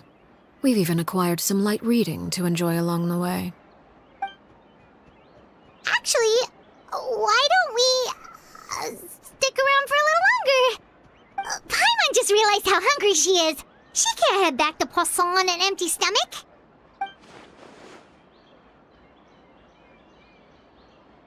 It appears you two are under the impression that delaying our return will somehow alter the situation in your favor. I'm sorry to ruin your fantasy, but your efforts are meaningless. That being said, I could be persuaded to give Linny some extra time. I just have one condition. If you agree to my request, I'll even answer some of your questions. You're quite curious about Claire V, are you not? And my relationship to her. Wait, why are you being so generous all of a sudden? You're not gonna ask us to do something bad, are you? You overestimate yourself. You don't have the talent for bad things. Then what can you possibly... The most important consideration in a negotiation is that both sides receive something they want. Demands and threats only get you so far. Wonderful. Here it is. When the time comes, make the choice that you deem most appropriate in the situation, and lend your help to the House of the Hearth. Okay, sounds normal enough. But what do you mean, when the time comes? When is that supposed to be? That is for you to decide. Then we have a deal. Follow me.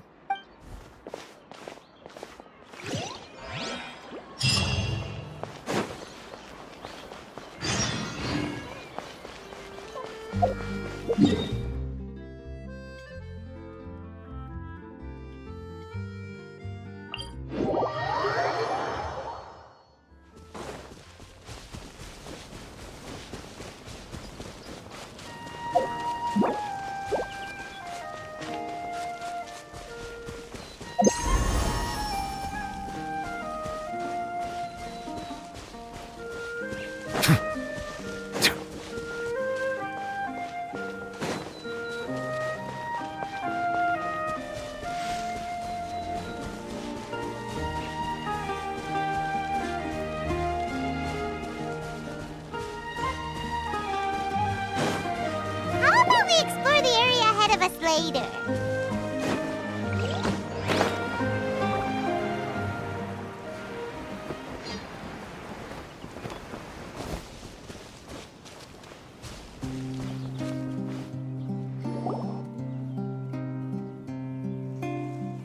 What is this place? Somewhere long forgotten by everyone. It used to be a grand building. Now it's nothing more than a pile of rubble. No one comes here anymore, nor does anyone care about what once happened here. Although, this place does have something to do with the story I'm about to tell you. It was before I became a Harbinger, and before Linny and the others joined the House of the Hearth. Due to certain events, I first killed Clairvy and then her mother. And this is where it all happened. You were the one that killed Clairvy? Patience now. Allow me to explain Clairvy's side of the story first. I'll start from the beginning. Clairvy was 6 years old when she was brought by her mother, Crucibina, to live in the House of the Hearth. From the outside, it seemed like a fairy tale. A thriving family made up of kind adults and friendly children. Crucibina was the knave at that time, and the House of the Hearth was under her control. She was Clairvy's mother by blood, but she was also the mother to all the children in the house. Clairvy was happy here, for a time. But she quickly realized that being part of this family wasn't a fairy tale at all. It was a kind of purgatory. Purgatory? Exactly. The House of the Hearth takes in war orphans from all over Teyvat. But as for how to raise them, that depends entirely on the person in charge. Crucibina came up with a novel idea. She would teach the children to fight, force them to duel each other, and then crown as the king of the house the child who proved themselves most worthy of inheriting her title. It's difficult to estimate the number of children who died or were maimed in the process. There's little I can say about the ones who died. The ones that emerged with permanent injuries, on the other hand, well, they still served a purpose. They would be handed over to the doctor to be experimented on, or sent away on dangerous missions. Nothing more than tools to be used and then discarded. So those were the experiments Clairvy was talking about. But what actually happened to her? You said that Clairvy was Crucibina's daughter, so if Clairvy tried to convince her to stop what she was doing, Crucibina probably would have listened, right? Despite being Clairvy's mother, Crucibina cared little for her daughter. She forced Clairvy to join the House of the Hearth only as a means to demonstrate her own impartiality as a mother, to prove that she treated all her children equally. Clairvy did try to convince her mother to change her ways, but it was to no avail. After her efforts failed, the only other option was to rise up and try to fight back. Unfortunately, the other children had already been thoroughly indoctrinated into the illusion of happiness Crucibina had created. Of course, there was one exception. Someone Clairvy's age who knew the truth about the House of the Hearth. Her name was Peruware. Wait, the friend that Clarvey mentioned? Friend, huh? I suppose we can call her that for now. Clarvey was a cheerful and passionate person with a tenacious spirit. Peruware, on the other hand, was rather cold-blooded. Her cold-blooded nature allowed her to see through Crucibina's facade. Yet, it was also this cold-bloodedness that prevented her from acting against it. At least at first. While Clarvey longed for freedom, Peruware was convinced that, amid all the fighting and violence, she would make it until the end. Despite their differences, the two became fast friends, united by their knowledge of the truth.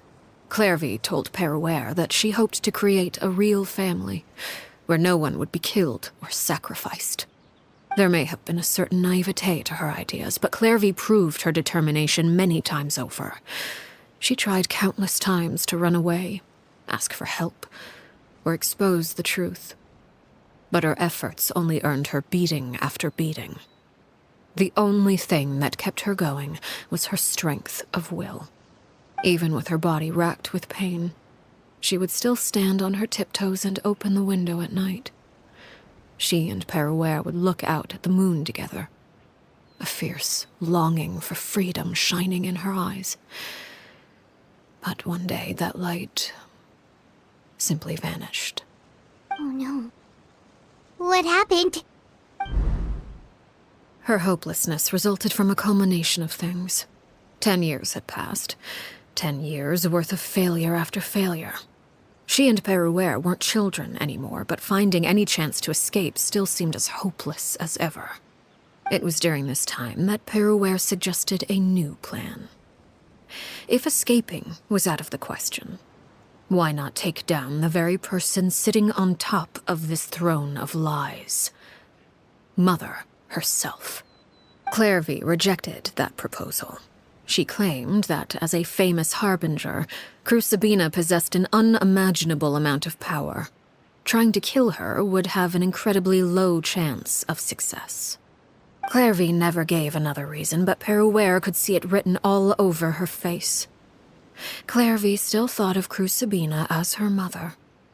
Killing her own flesh and blood was a line she couldn't bring herself to cross. If she couldn't escape and fight back, then only one option remained.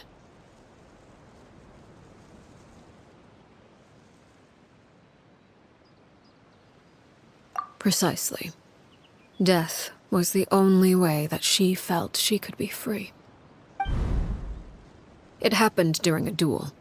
When she arrived at the dueling ring that day, her partner turned out to be none other than Peruware, the very person that had stood by her side all those years. It was a fierce battle. But ultimately, Clarvey decided to let Peruware end her life. From that moment on, Peruware's journey was one written in flames. When the rain finally came and washed it all away, there she stood, the sole victor in Mother's endless game of slaughter. A trail of corpses strewn across her path to success. It was the very result she had predicted 10 years prior. Even then, she believed she would make it until the end. She wasn't surprised by the fact that she emerged as Mother's undisputed heir. Rather, her success left her with an inexplicable sense of restlessness.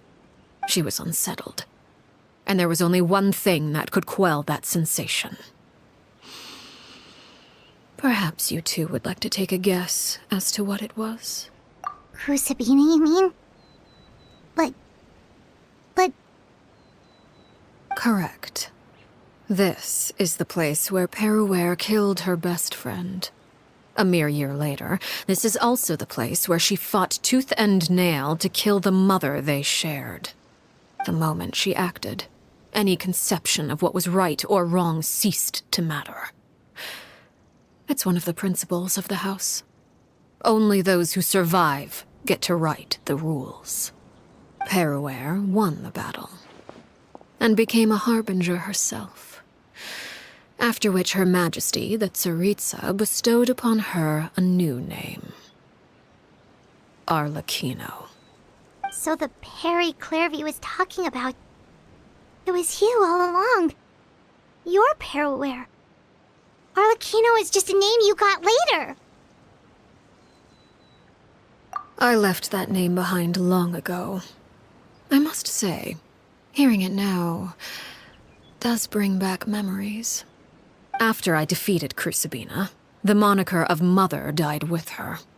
I chose to forego the title she called herself and even chose to give up my own name. I rebuilt the House of the Hearth under a new identity. Not only as Arlecchino, but as father. And that is where the story ends. Any more questions?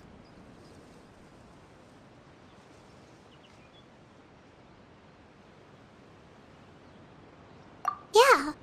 Based on what you just told us, Clairvy wasn't a little kid when she was killed. So the Clairvy we met...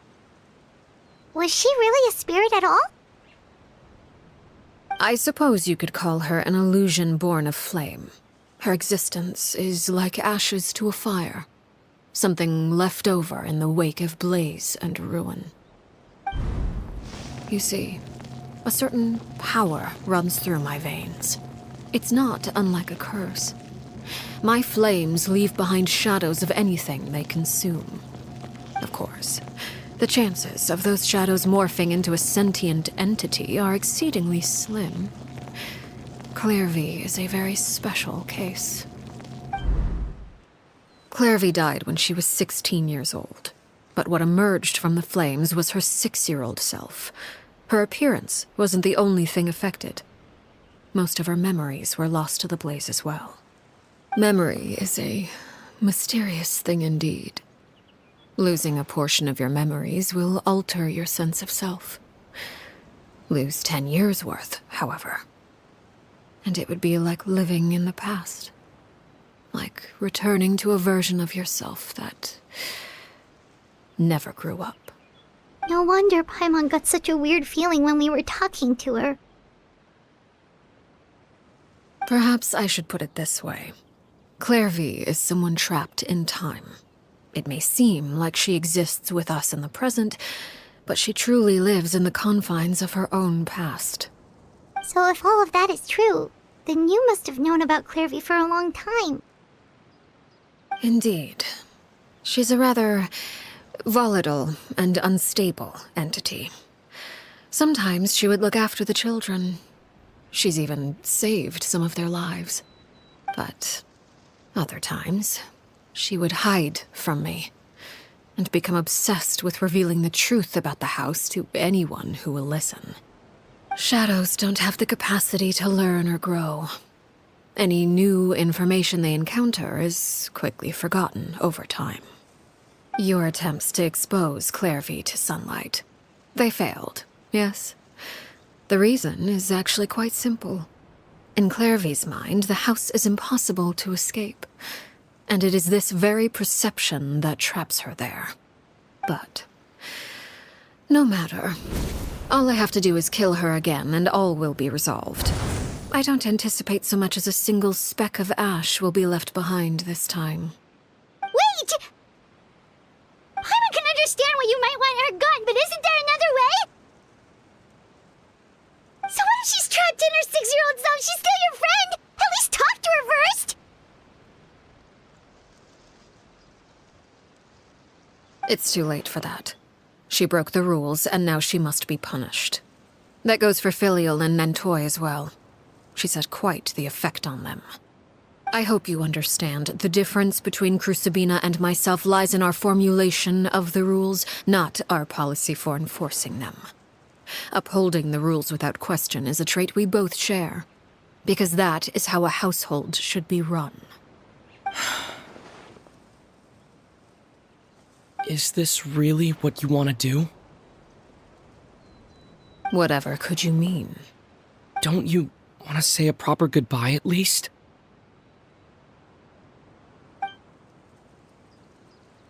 Whether as a killer or as a father, there are two things that must be avoided at all costs: anger and sorrow. Anger makes you impulsive. Sorrow causes you to waver. Well, it appears it's about time to proceed. Before we arrived, I told some of my well-behaved children to bring our troublemakers here by nightfall. I do believe I've kept my end of the deal. I give your friends quite a bit more time. As for what happens now, we'll just have to wait and see.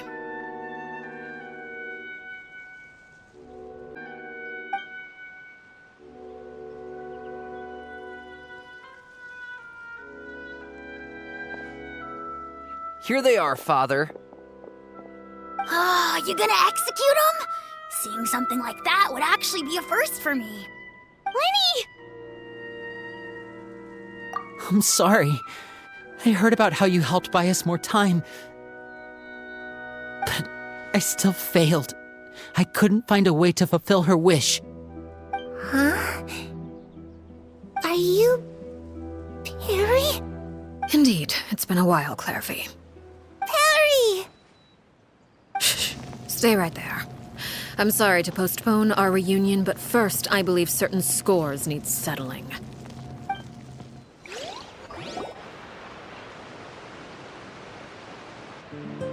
Father, let me explain. Out of my way. Father! You chose to conceal a threat to the house, and for that, you must be punished. Overall, however, I suppose your wrongdoing is hardly the most egregious of the bunch, so I'll deal with your punishments later. As for right now, the more pressing concerns are the traitors among us. By traitors? Do you mean us? Father, let me explain. We didn't mean to. Fultz, why don't you share what you heard? Yes, Father. Secret Midnight Meeting number 3. Participants, Filial, Nantoy, Sato, Toddy. Nantoy clearly said, if only Father wasn't the one who took us in. Sato added, I'm sick of this life. I just want to live as a normal person. Filial was the worst of them all. She called us crazies and said a bunch of mean things about Father. I did not! You're lying! Fultz is trying to frame us. It's not like I'm the only one who heard those things. After that, you and Toddy and a bunch of other people started talking about Clairvy. You were using all those things Clairvy brought up as an excuse to question Father. We're birds locked in a cage. The only way out is to destroy it. That's what you said, wasn't it? You little. You just want me gone, don't you? What did I ever do to you, huh? And you, Sheplo, have you forgotten who stood by your sickbed, watched over you, and changed your dressings? Come on, let's hear it then. What's your reason for all this?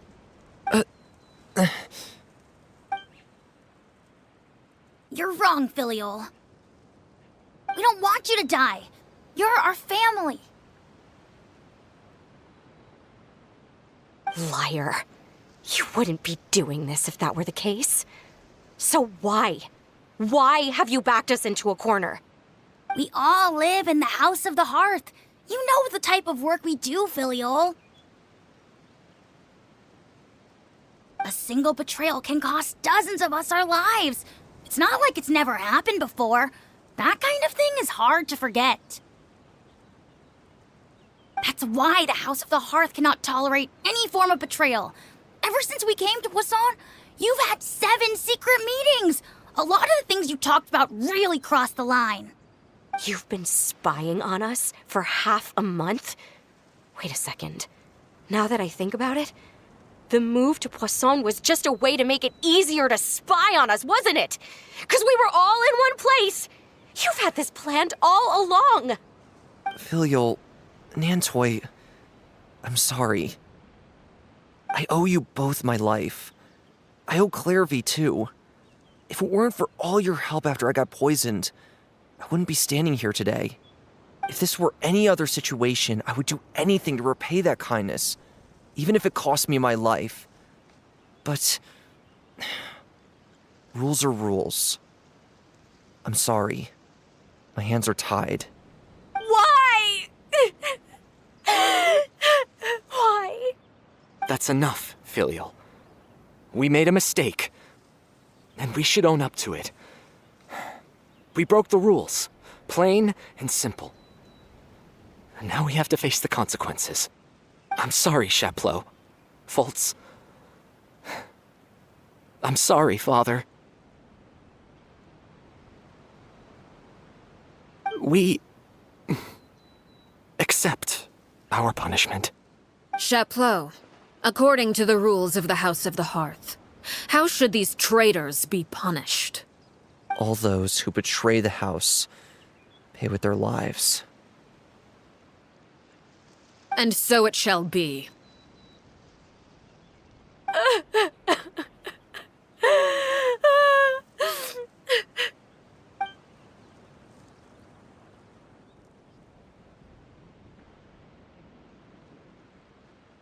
Father, please wait! Something you want to say, Linny? Please reconsider, Father. What Filial and the others did, does it really count as betrayal? We all come from broken families.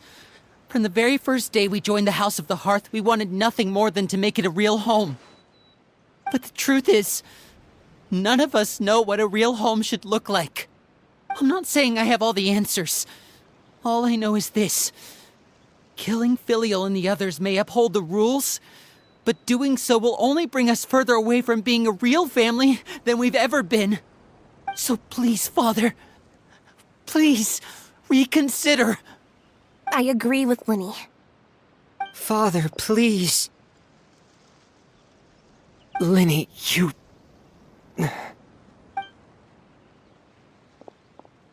I also agree with Linny.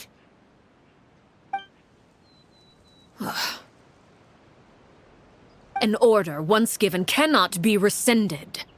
However, given the extent of your determination, I suppose we shall have to go about this a different way. Draw your weapons and face me. Our weapons? Father, are you referring to a duel? Precisely. The rules of the house will not be altered. Traitors must be punished. However, resolving disputes with a duel is also one of our rules, one that also applies to me. Demonstrate a sufficient showing of strength, and I shall offer a concession. Wait. Beat Father in a duel? Impossible. Father is way too strong, even for Lenny.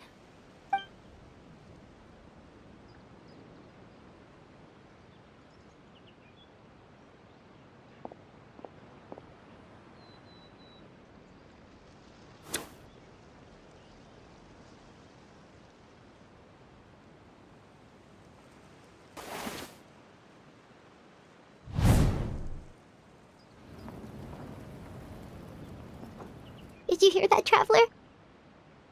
Lenny and the others have to duel the knave. What should we do? Can they really win something like that? If they lose, those people from the house are really gonna be executed. Hey, are you listening?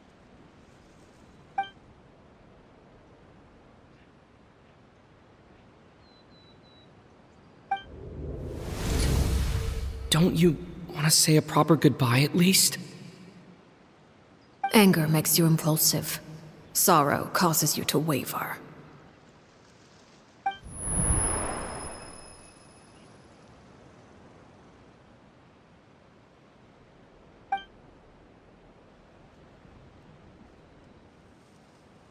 Oh. Looking at that expression on her face, she seems really serious about this. Guess that means there's no chance she's throwing the duel on purpose, huh?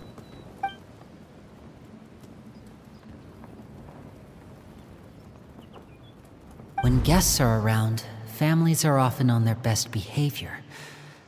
And any disputes are less likely to escalate. When the time comes, make the choice that you deem most appropriate in the situation, and lend your help to the House of the Hearth. What's wrong, Traveler? Hey, where are you going? Traveler? You're asking to join the duel against the knave? I'll allow it. We do have a ready-made dueling ring at our disposal, after all.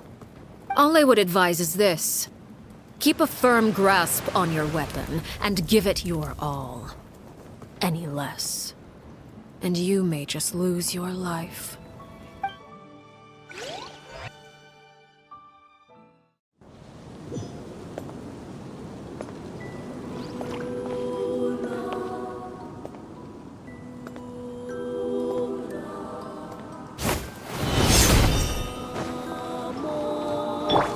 Why the hesitation? Now's our chance! With these rising flames! Be sanctified.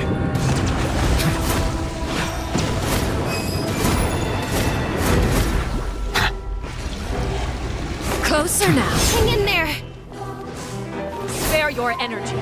Running is of little use. Into the wind. Sharing my knowledge. Closer now. Now that's more like it. If I really have to draw my blade, then... With these rising flames! Is it my turn now? Silence! This may turn a little. Spare your energy. Running is of little use. The countdown has begun. And voila! Have a taste of purgatory.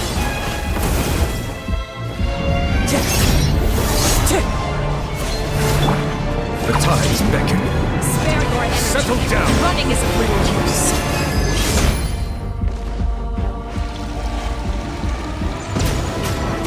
Hang in there. Into the wind. Is it Midnight my turn now? Phantasmagoria! Silence!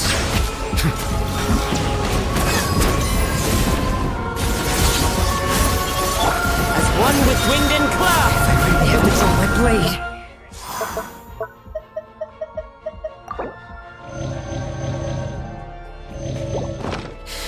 Then... Is it my turn now?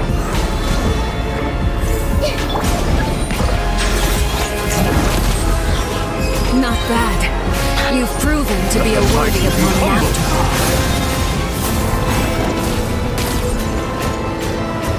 And voila! Spare your...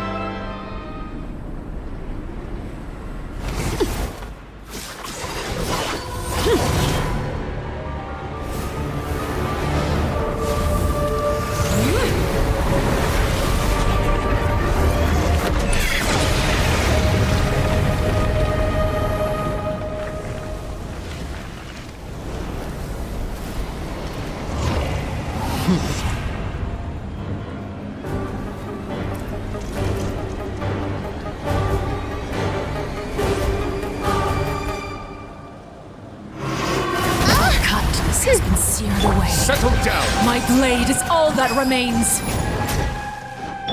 Oz, reveal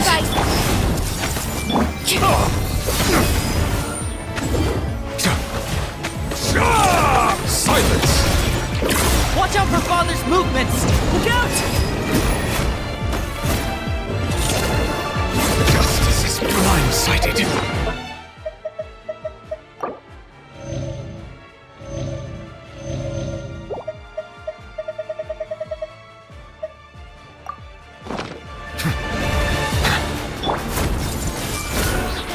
Bow your head. By royal decree! Your punishment made manifest. Over here!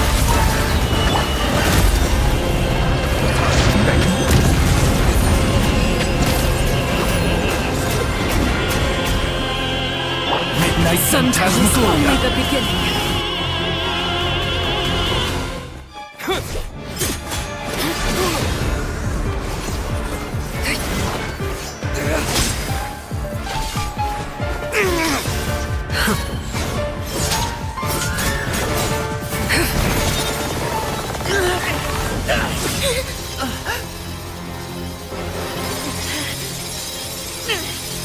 You should know better than to crowd in one place.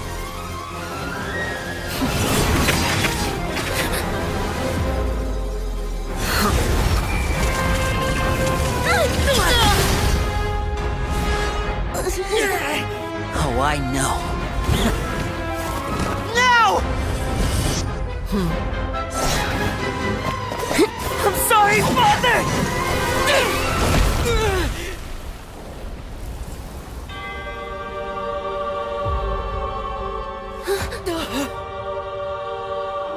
Sorry for what? This pitiful excuse for an attack.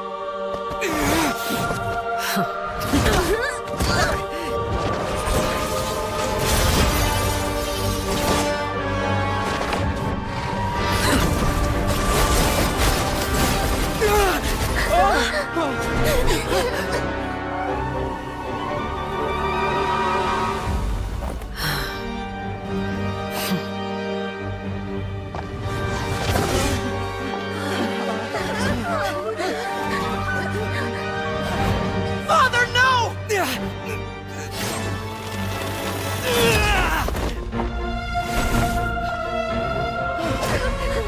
Made it out, did you? You're stronger than I expected.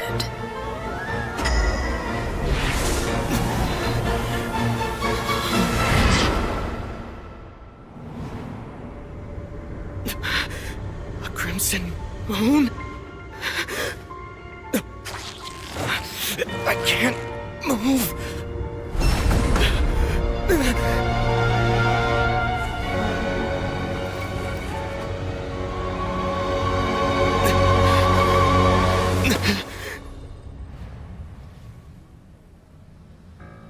Still, not strong enough to beat me.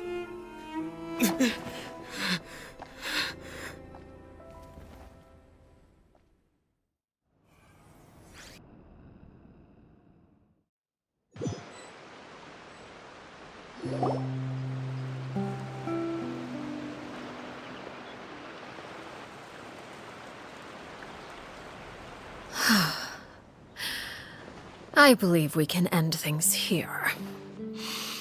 It's not often that we get to enjoy the company of guests, after all. We wouldn't want things to get too out of hand.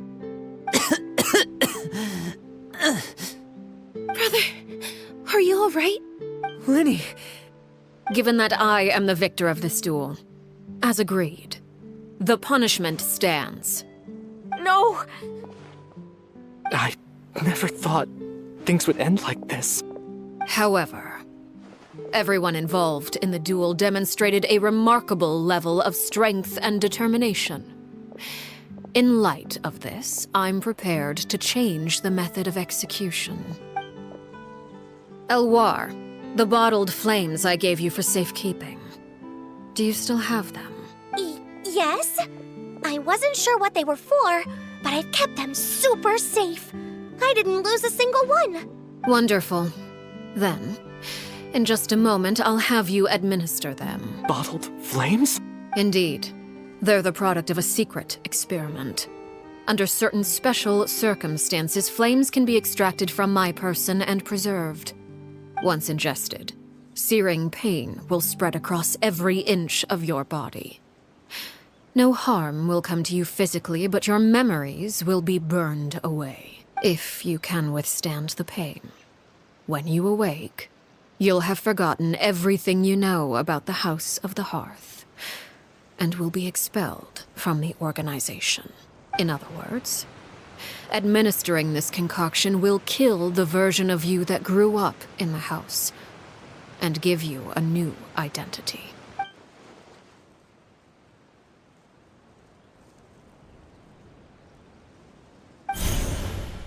Memory is a mysterious thing indeed. Losing a portion of your memories will alter your sense of self.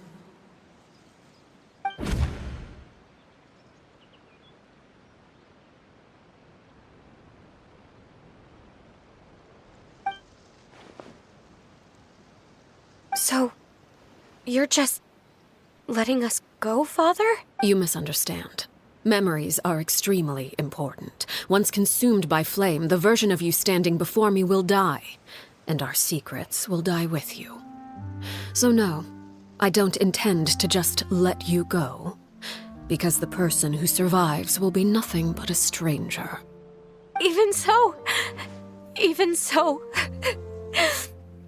I won't have to live in fear anymore. I'm sorry, Father. I'm sorry I let you down. But I really...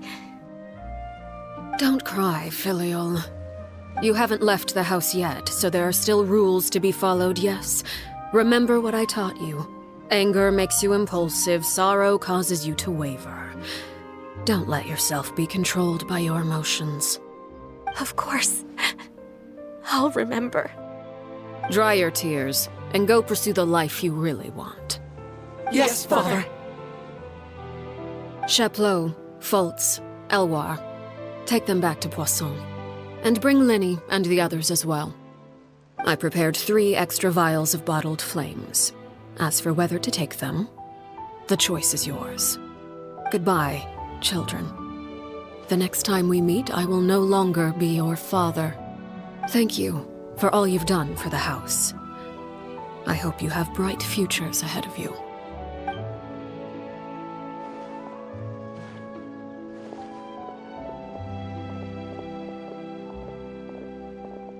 Father.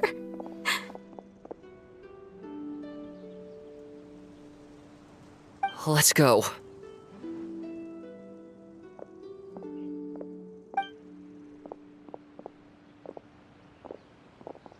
Here, grab my arm, Linny. I'll help you walk back. Thank you.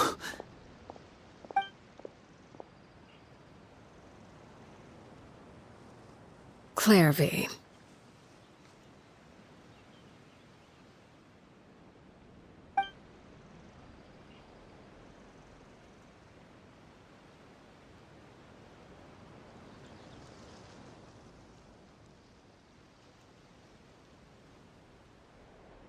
Can we talk now?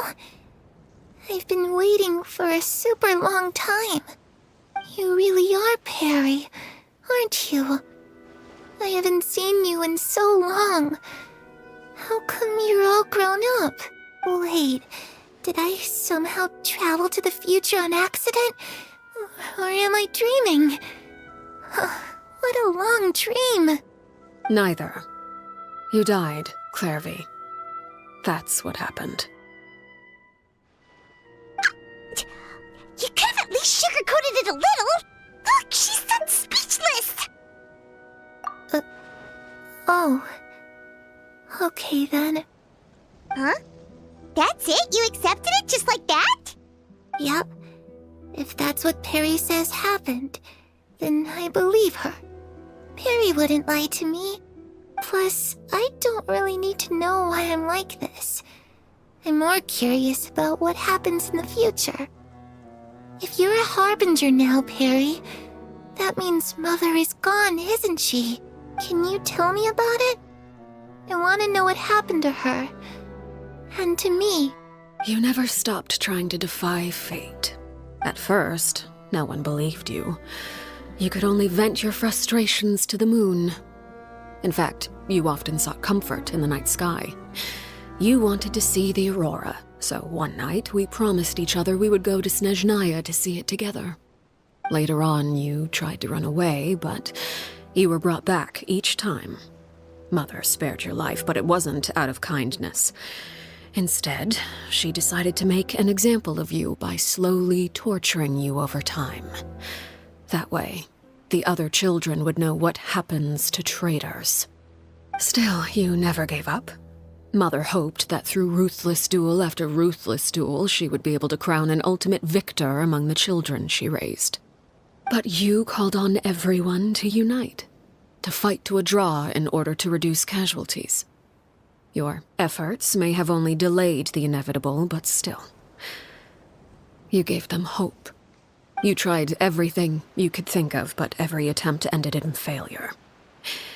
Still, you never turned your sword on Crucibina, and you never turned it on me. On that gloomy day, you told me, "For the last 16 years of my life, I've done everything I can to fight for freedom. But now, I realize that the only freedom I truly possess is the freedom to choose to die." I never imagined I would say something like that. I must have been feeling really worn down. But somehow, I still think I understand.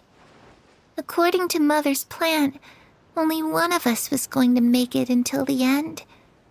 And I always hoped that person would be you. If I could do it all over again, I still don't think I would make a different choice.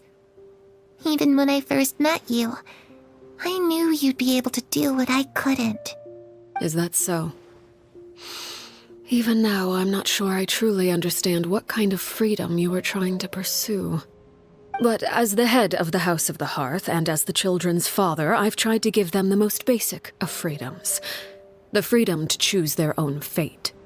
It's something I discussed with the Eudex of Fontaine. The children who want to leave the house will have their memories wiped clean of all secrets pertaining to the organization. In return, they will be allowed to live a normal life in Fontaine without being prosecuted for their past. Of course, I won't simply hand freedom to them on a silver platter. They have to fight for it and prove themselves worthy of it. Only freedom that is earned has true value. That's more than enough. That's exactly the kind of life I was fighting for. You know, Perry, I think you're a pretty amazing king, and a really great father, too. I'm really happy that you're the one who took over the house. I guess I do have one regret, though. I still haven't seen the outside world. Well, it just so happens that our dear guests over here have been to many nations and traveled to countless places. Perhaps they would be willing to tell you what the outside world is like. Really?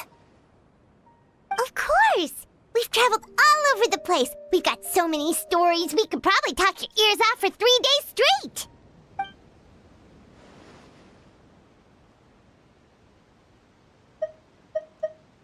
I was always too afraid to skip Mother's fighting lessons.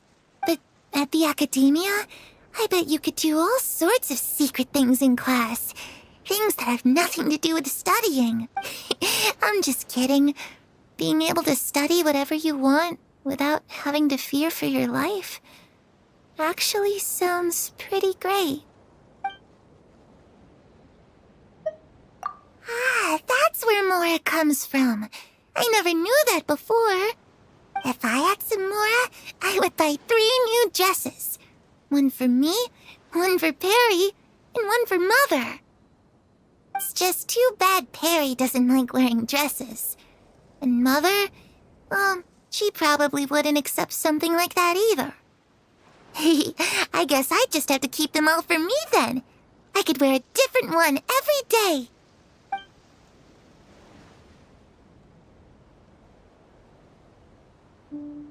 You know, I used to dream of being a bard.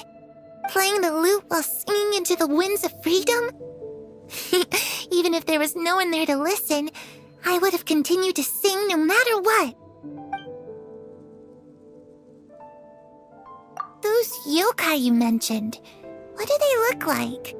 I once saw a drawing of this one guy with horns on his head and a super scary face. Are there any yokai like that?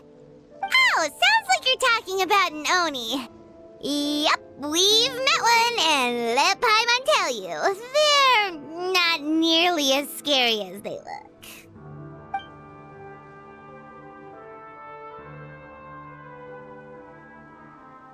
The situation was super dangerous. Lenny and Lynette were accused of committing a crime, and they were going to have to stand trial at the Opera Epicles. Oh no, that must have been hard for all of you. What happened next? Don't worry, we were able to turn the situation around super quickly, all thanks to Detective Paimon, of course. How'd you do that? Come on, tell me. Okay, so it was like this. After the failed magic show, we rushed to the scene and...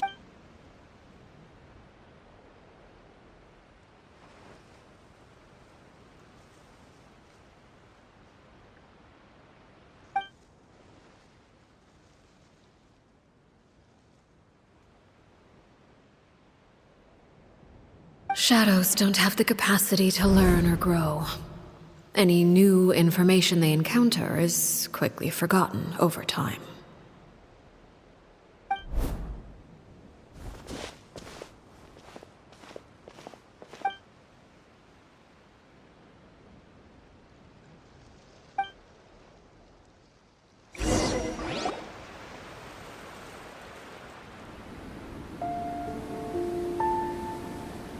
Clairvy, you've worked tirelessly from the shadows to overthrow the House of the Hearth. Now, by my authority as the Knave, I shall announce how this matter ends. You are hereby expelled from the House of the Hearth. You are no longer tied to this place, nor are you bound by its rules. You're saying that I can finally leave? I get to experience the outside world as well?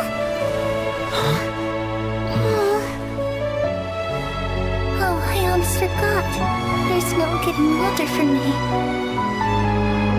Still, seeing who you grew up to be makes me really happy, Parallel. Take care of yourself.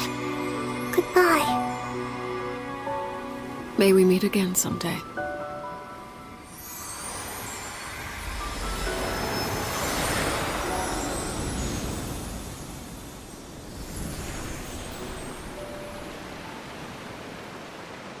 Clairvy. She left so soon. Paimon didn't even get to finish her story. I also have certain sentiments left unsaid. I wanted to tell her that the aurora I saw in Snezhnaya was just as beautiful as the ones in the pictures. But a shadow's memories reset at dawn. Had we delayed any longer, we wouldn't have had the time to say goodbye. Whatever regrets may linger, let them be lost to the coming of a new day.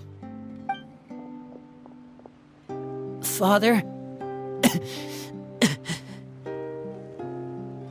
It's Linny! Hey, Linny!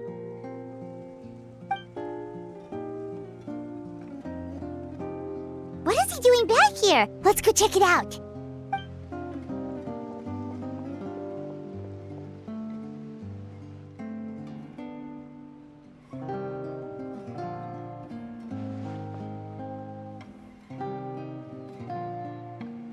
Father, the bottled flames have been administered. Filio and the others have left the house. And you? What have you decided? Thank you for giving us that choice, Father. But we never wanted to leave the house. It's the only home we've ever known. Lynette and Fremine feel the same way. They're recuperating back at the Hotel Bouffe d'été. But I decided to come back and tell you where we stood. I'm sure you're well aware of the expectations I have for you. I want you to follow in my footsteps and become the next king of the house. Yet you seem to have different ideas. I must admit, I'm rather surprised by your decision to stay. There's nothing wrong with choosing to live a quiet life.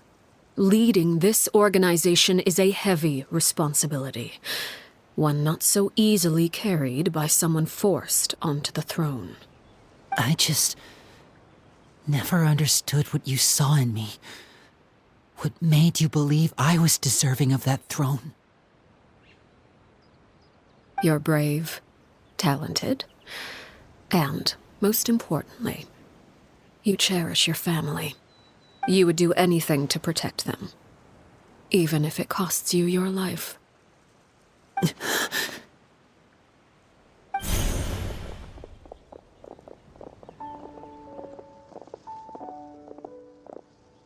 Speaking up back there was so brave of you, Linny. It's all thanks to you that we were able to convince Father to back down. You're a hero, Linny. Hero? Father is the real hero. Had Father gone all out during the duel, there's no way I would have walked away with my life. She must have had it all planned from the beginning, from the very moment she suggested a duel. I'm not deserving of that title. I'm not strong enough or smart enough. You're wrong. In my opinion, all you need to be deserving of the throne is conviction and the necessary strength to act on it. We may have different ideas of what it means to be a family, but you can hardly be said to lack conviction. What you truly lack is strength. For someone of your talent, though, that's something that will come with time.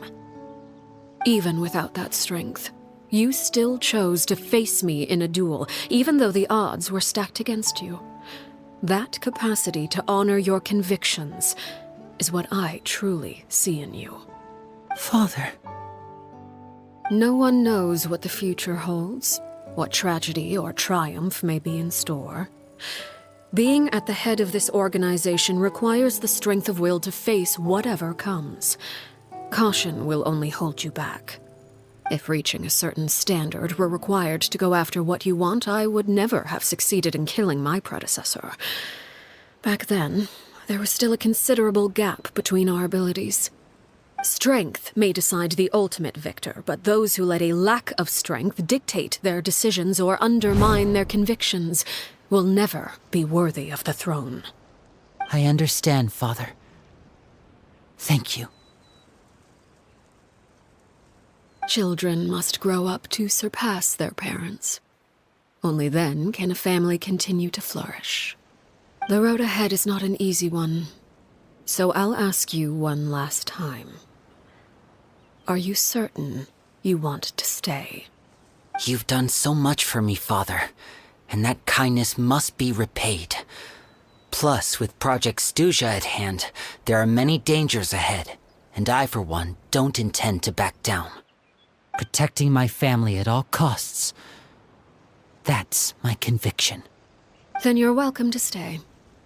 As for Project Stuja, you need not be too concerned. If those cowardly businessmen and heartless dignitaries try to take us down, I'm prepared to teach them a lesson. Having members who longed for the light was our organization's last weakness. With those members no longer among our ranks, the House of the Hearth is like a spider hiding in the shadows. We need only wait for our prey to come to us. At present, our imperative is to use their plan to our advantage. In doing so, a crimson moon shall rise amid the frigid blizzards of winter. No demonstration of loyalty shall go unrewarded, and no sacrifice shall be in vain.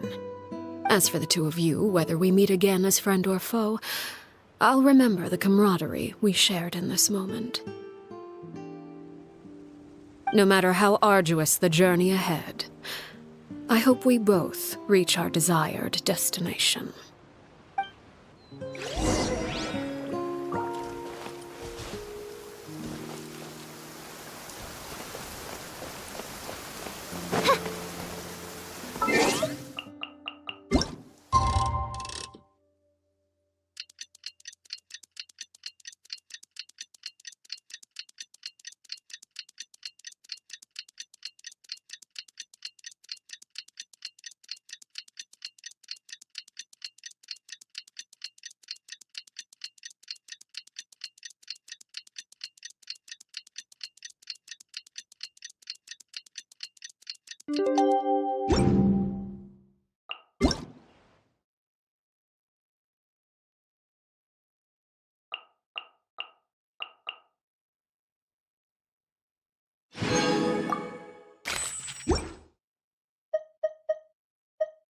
I created another... Didn't Linny say that Lynette and Fremine were recovering at the Hotel Booth d'été?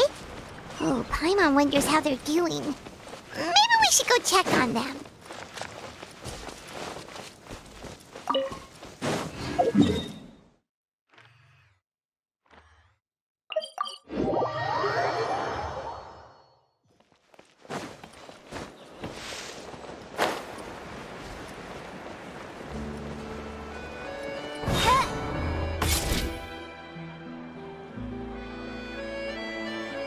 Lynette? Fremine? How are you feeling? Much better. Whew, what a relief! What about you? Are you feeling alright? I knew you'd come out unscathed. Us, on the other hand, well, we've been bedridden for 2 days. I couldn't even turn over. Oh, and I wanted to ask, is Claire V... gone? Linny and the other members have left Poisson and returned to the House of the Hearth. According to him, there haven't been any more sightings of a spirit roaming the house. I see. I'm glad. Father came to check up on us 2 days ago and told us about what happened with Crusabina and Clairvy. Actually, I've met Crusabina before.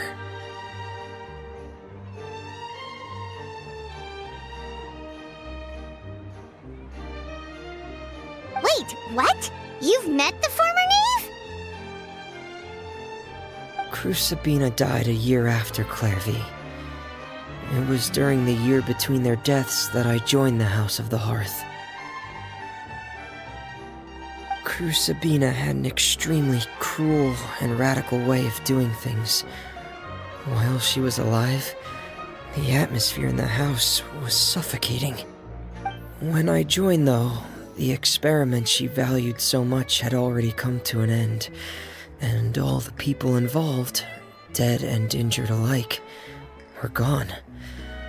Crusabina never talked about the past with us newcomers. A couple of months after I joined, Father killed Crusabina and burned all her files. With that, the names of all the people subjected to her experiments, Clairvy included, were lost to the flames, along with the painful memories they represented.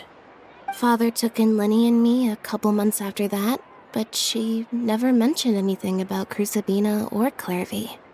It really seems like something she was planning to keep to herself. The last time you talked to her, did she mention why she kept it a secret for so long? She said she didn't want us to be affected by the darkness of the past. She was worried we'd develop a false sense of gratitude towards her if we knew about it.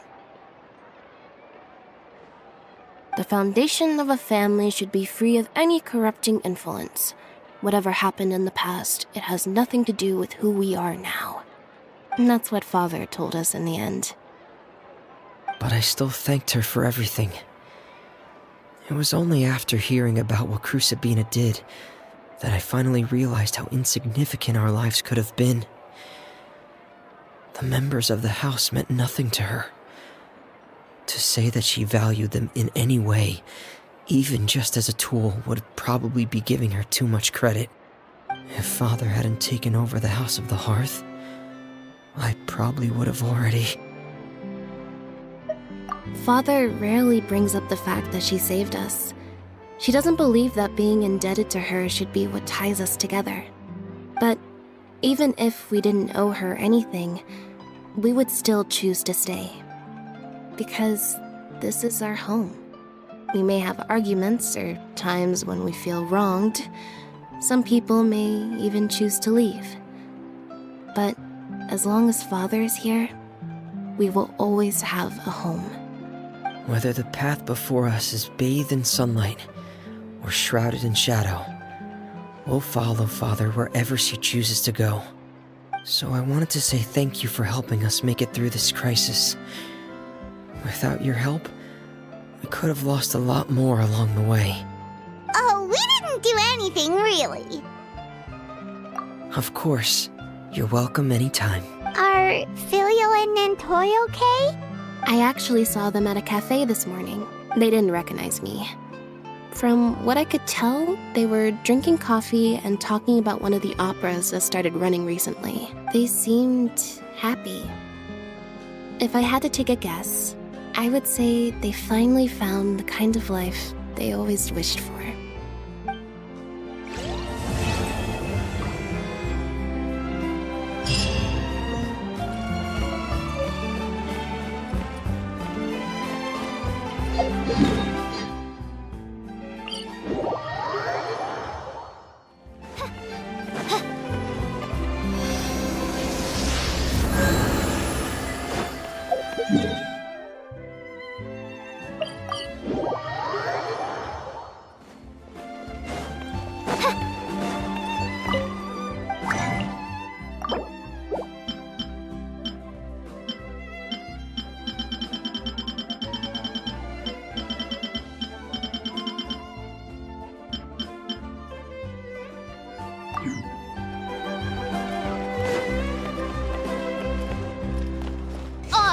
Heal thyself. Settle down!